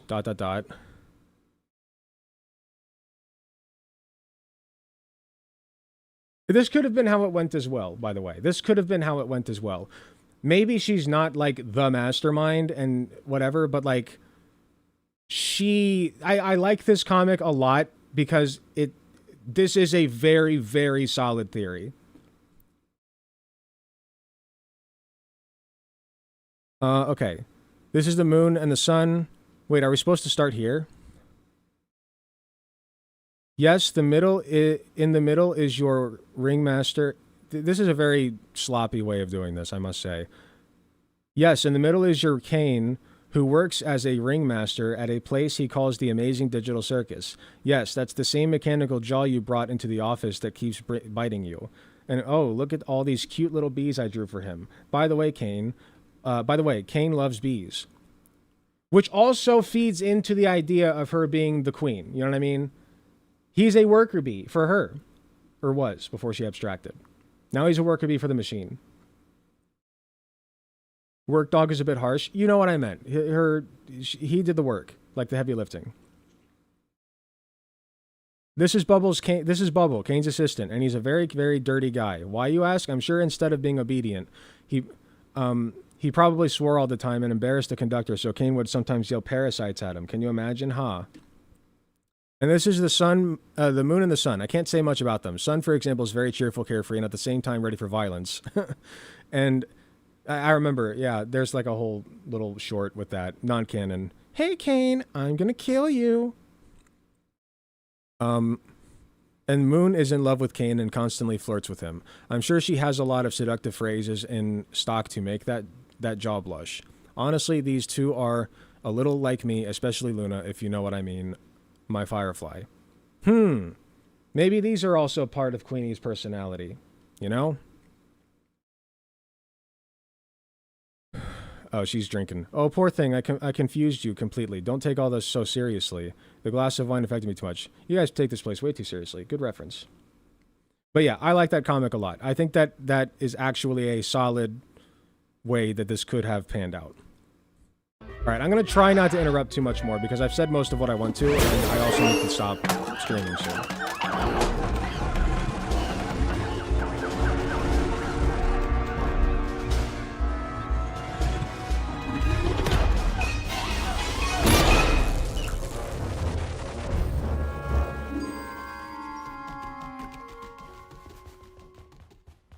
God, where's Kane?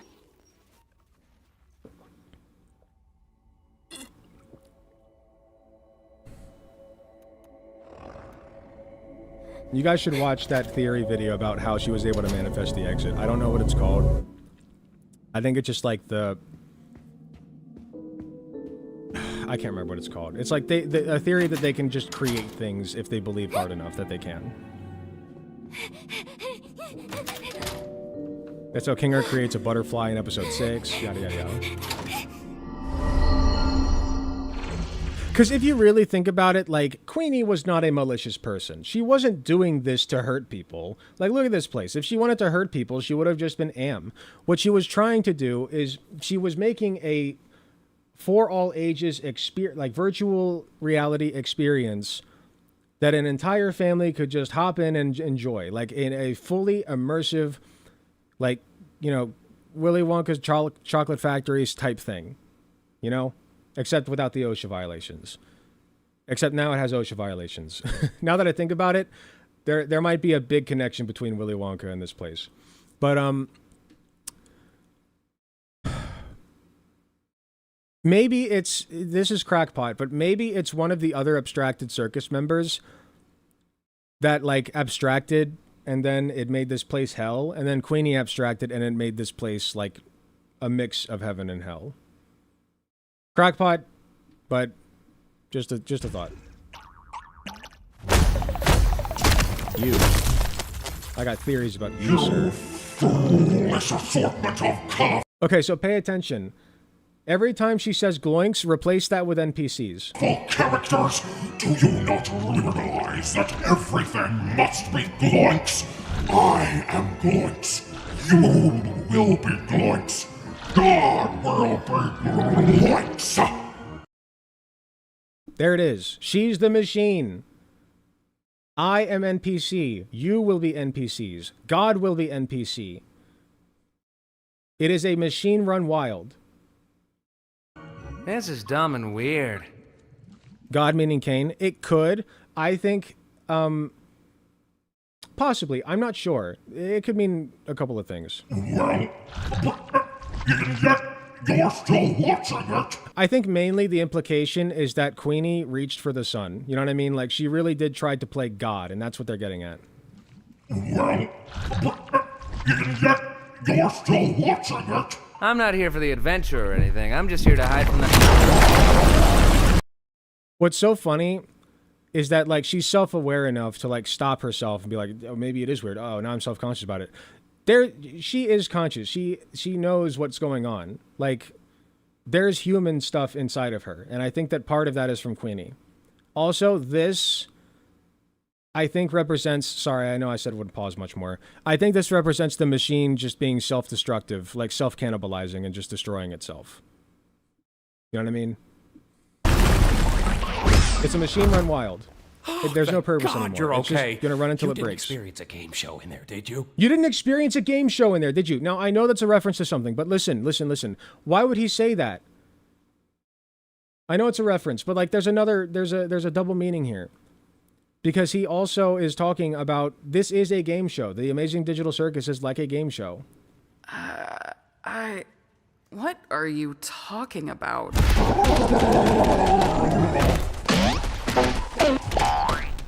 What's happening? It's just Kaufmo. Don't worry about it. Kaufmo abstracted? Nah, he's fine. You're right. How are we He's dying inside. Jax is dying Guys, inside. Don't let him fool over you. there. I'm telling you, with the context of 6 episodes, this one is just so much bleaker. They're literally watching basically the corpse of their dead friend, like, crash into the ceiling and start, like, being puppeted around by God knows what force. That's crazy. Guys, over there. Ladies first. No, wait, why would I say that?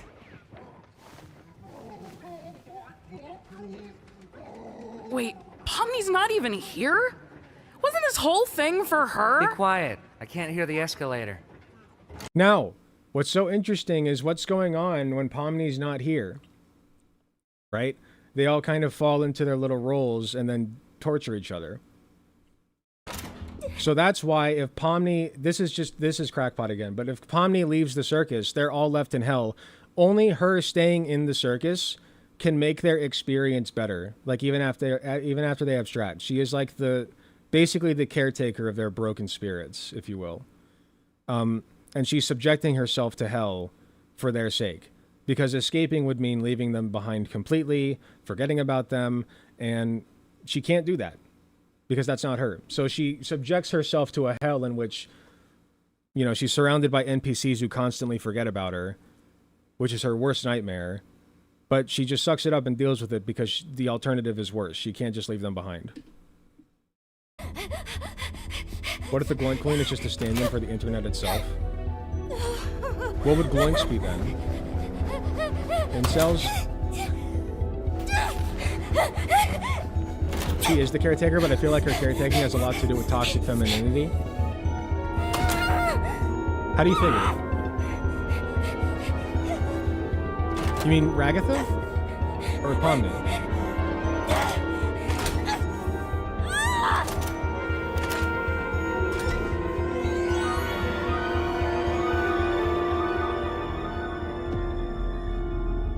Now this part's interesting. Because I think part of the theory that she manifested the exit door is the fact that this is what she remembers seeing in the real world. This is not how Kane sees the real world.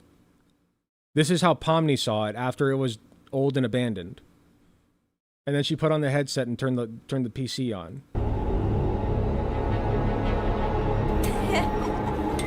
Pomni, as in she ignores her own needs while tending to others. Pomni doesn't ignore her own needs at all. She doesn't ignore her own needs. Part of her own needs is having... She doesn't want anybody to feel like they're made to be defeated and forgotten. She doesn't want anybody to feel like that. So by leaving the circus, she would be leaving behind Gummy Goo, and Kane for that matter, because there's no more humans, so she would leave him behind and feel like made him feel like he's forgotten about. Like, it just makes sense that she doesn't leave. She's not escaping.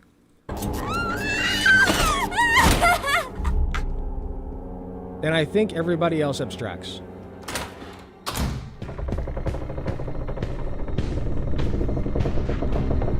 I feel like this part's gotta mean something, but I don't know what.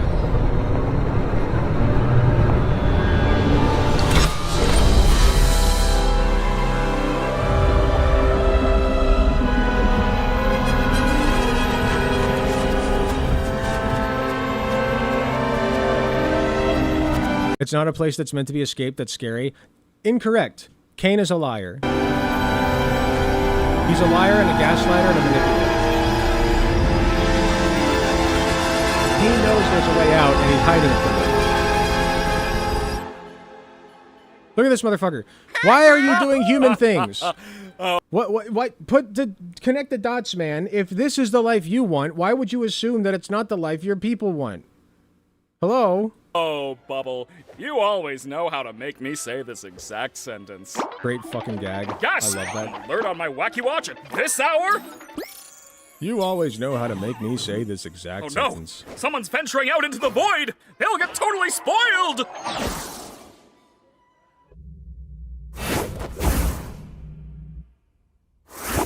There you go! Now what the heck happened? Also, what the hell does he mean they'll get spoiled?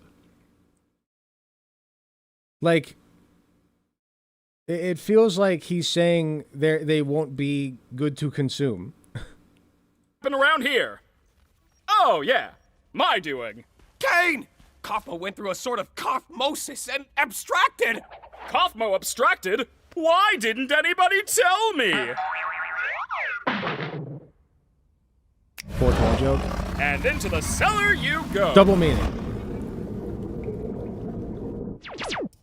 Man, I can't believe Kaufmo just gave up like that. I mean, no offense, Kinger, but I always thought you would be next. Thank you. Guess it just goes to show you can't rely on Kinger for anything. Do you guys think Kinger caused Kaufmo to abstract? Do you think Kinger was the one who finally threw him over the edge? Somehow? Because why else would Jack say that? I feel like something Kinger did made Kaufmo abstract, and Jax knows it. I am in so much... Oh yeah, I haven't gotten into her yet. So, everybody else, I explained their abstraction. Or no, I did get into her. Never mind, I already explained this. And she'll be the last one remaining with Pomni. She'll be super, super, super toxic to Pomni because she'll be overly attached because she has nobody else. And it'll push Pomni away. And Pomni will abandon her again, and then she'll abstract. That's my prediction. $1 million for me if I'm right. I lose nothing if I'm wrong. I do have to apologize for lying about the exit. Look at him. Look at this motherfucker. Every time he lies, he has a tell. He has a tell. Every time he lies, that little finger goes on his teeth, and he like looks up into the left, our left, and raises his eyebrow. I knew how much all of you have been wanting there to be one, but, you know, I was having so much trouble figuring out what to put on the other side and ended up never quite finishing it. And you know how I never like letting people see my unfinished work. Like that whole demeanor. It's not just the finger on the mouth thing. It's the whole demeanor. Every time he acts like that, he's lying his ass off. Especially if it leads you out into the void. Then why the what do you mean they've been wanting an exit? They've been there for years. Like, don't bullshit me, man. You don't want them to leave. You have every reason to not want them to leave. You do not want to be abandoned. The writing's on the wall, my friends. Anyway, looks like you defeated the Gloit Queen, so... Is Kane the only character who can't abstract? Maybe that's why he's insane. A lot of people think that, like, his glitching implied he was close to abstraction. I think... It's hard to explain. I don't think that he can abstract, per se. I think he can maybe break, but I think the implication is going to be that, like, he's always kind of aware in some fashion. Kind of like how abstraction works, you know what I mean? I think it'll be similar, but I have no idea. Well, I guess the adventure's over. Your reward is a delicious digital feast cooked by our head bubble chef. Oh yeah, I also wanted to mention, Kinger had some role to play in Queenie's abstraction. I think that he told her, this is dangerous, we need to destroy it. Queenie abstracts because he insists. And also, Kinger's the one who built the place, you know, I already went over that. And then, when Queenie abstracts, he's so overcome with grief that he forgets everything. Like, he just forgets everything that came before. That is like a real coping mechanism that some people have. It's the only thing that keeps him from abstracting. But if he directly sees another abstraction, like somebody abstract in front of him, that might unlock that memory and force him to abstract. That's what I see happening. And with all the love I'm legally allowed to give. Especially if he I am caused pretty it. hungry. Again. You didn't even do anything. So what? I can still be hungry. Well, not really, because we don't need to eat, drink, or sleep in this digital world. So the digital food here only gives off the virtual sensation of eating without any of the nutritional benefits. Sheesh, lay off it. Since when are you an expert on the digital world? Expert on the what?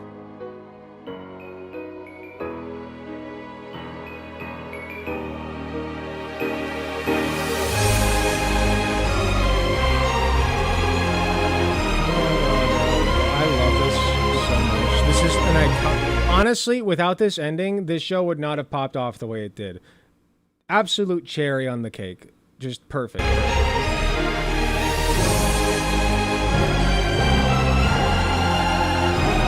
Yeah, this is when you an expert on the digital. That's what got the cogs turning for a lot of people. This ending is the only reason I watch this show. I know. It's perfect. It hooks you. It hooks you. It makes you want to watch the next one. It's absolutely perfect. See, here's the office and the computer's on. Pomni manifested that exit. I'm convinced. Such a good show. Okay, that was fun.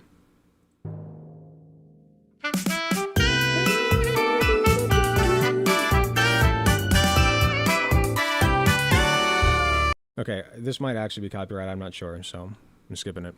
But yeah, that's the Amazing Digital Circus episode 1. If you've never seen it before, I hope you enjoyed. That is my overly analytical analysis that could or could not be correct. Maybe it's completely crackpot, but I think I've made some good points and some good connections. So that's about it on that. That's all I got to say about it. Episode 2 when. I might go through all of them. If you guys like this enough, if I might shoot this over to Dubsy and have them edit it for the second channel. And then if enough people watch it, maybe we'll do episode 2. Sound like a plan? We'll see what happens. If people really do enjoy it, then maybe I'll just throw them up on the second channel.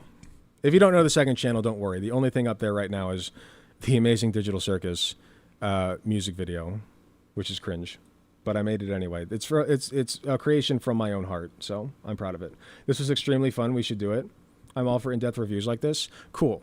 Then, like I said, I'll shoot it over to Dubsy. They've been wanting to edit stuff like this anyway, so they'll have a little treat that they can work on, something non-political, and we'll go from there.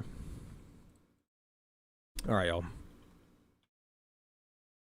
It is time for it to be that time to log off. I am sleepy and I need to pee. And I got work tomorrow. Who's live?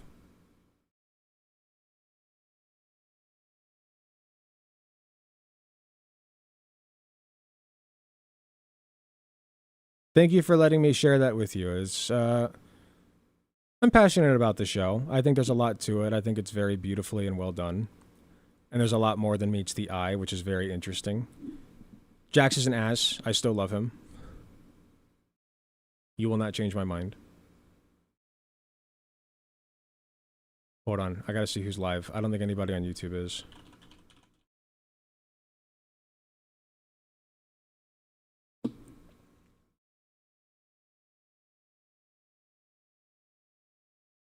We will dump you guys on Daharumba. Daharumba, you are a lucky, lucky individual tonight. Okay. Hosting Daharumba.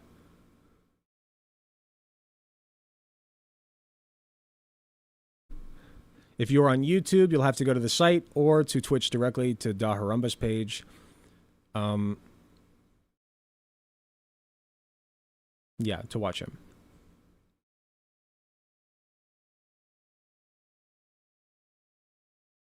All right. I want to thank you all very much for being here. I love you all. Take care. Please be careful. Please be careful. The main thing we came here today to talk about was Charlie Kirk, and you gotta be careful out there. I know the risk that I'm taking just by talking about it in a straightforward and factual manner, but I feel like I have to. So there's no getting around it for me. You do what you got to do to keep yourselves safe and not get fired from your jobs, please. I don't like the celebrating anyway. I find it distasteful and ignorant of the current circumstances. The only reason I've said that I'm not going to harp on people too much for it is simply because that, for one, that's seeding the narrative, and for two, it's just not the main problem here. This is all going to happen again, not because people are celebrating it, but because of the reason people are celebrating it. I don't condone the celebrations. Please don't bring it into my community if you can help it. Just, not even if you can help it. Just don't. We don't need that. We don't need it. We don't need it. Okay? We're looking at this from a purely analytical perspective as the Alec Gunter space. Anyway. Take care, everybody. Love you all. Have a great night. And I will talk to you all later.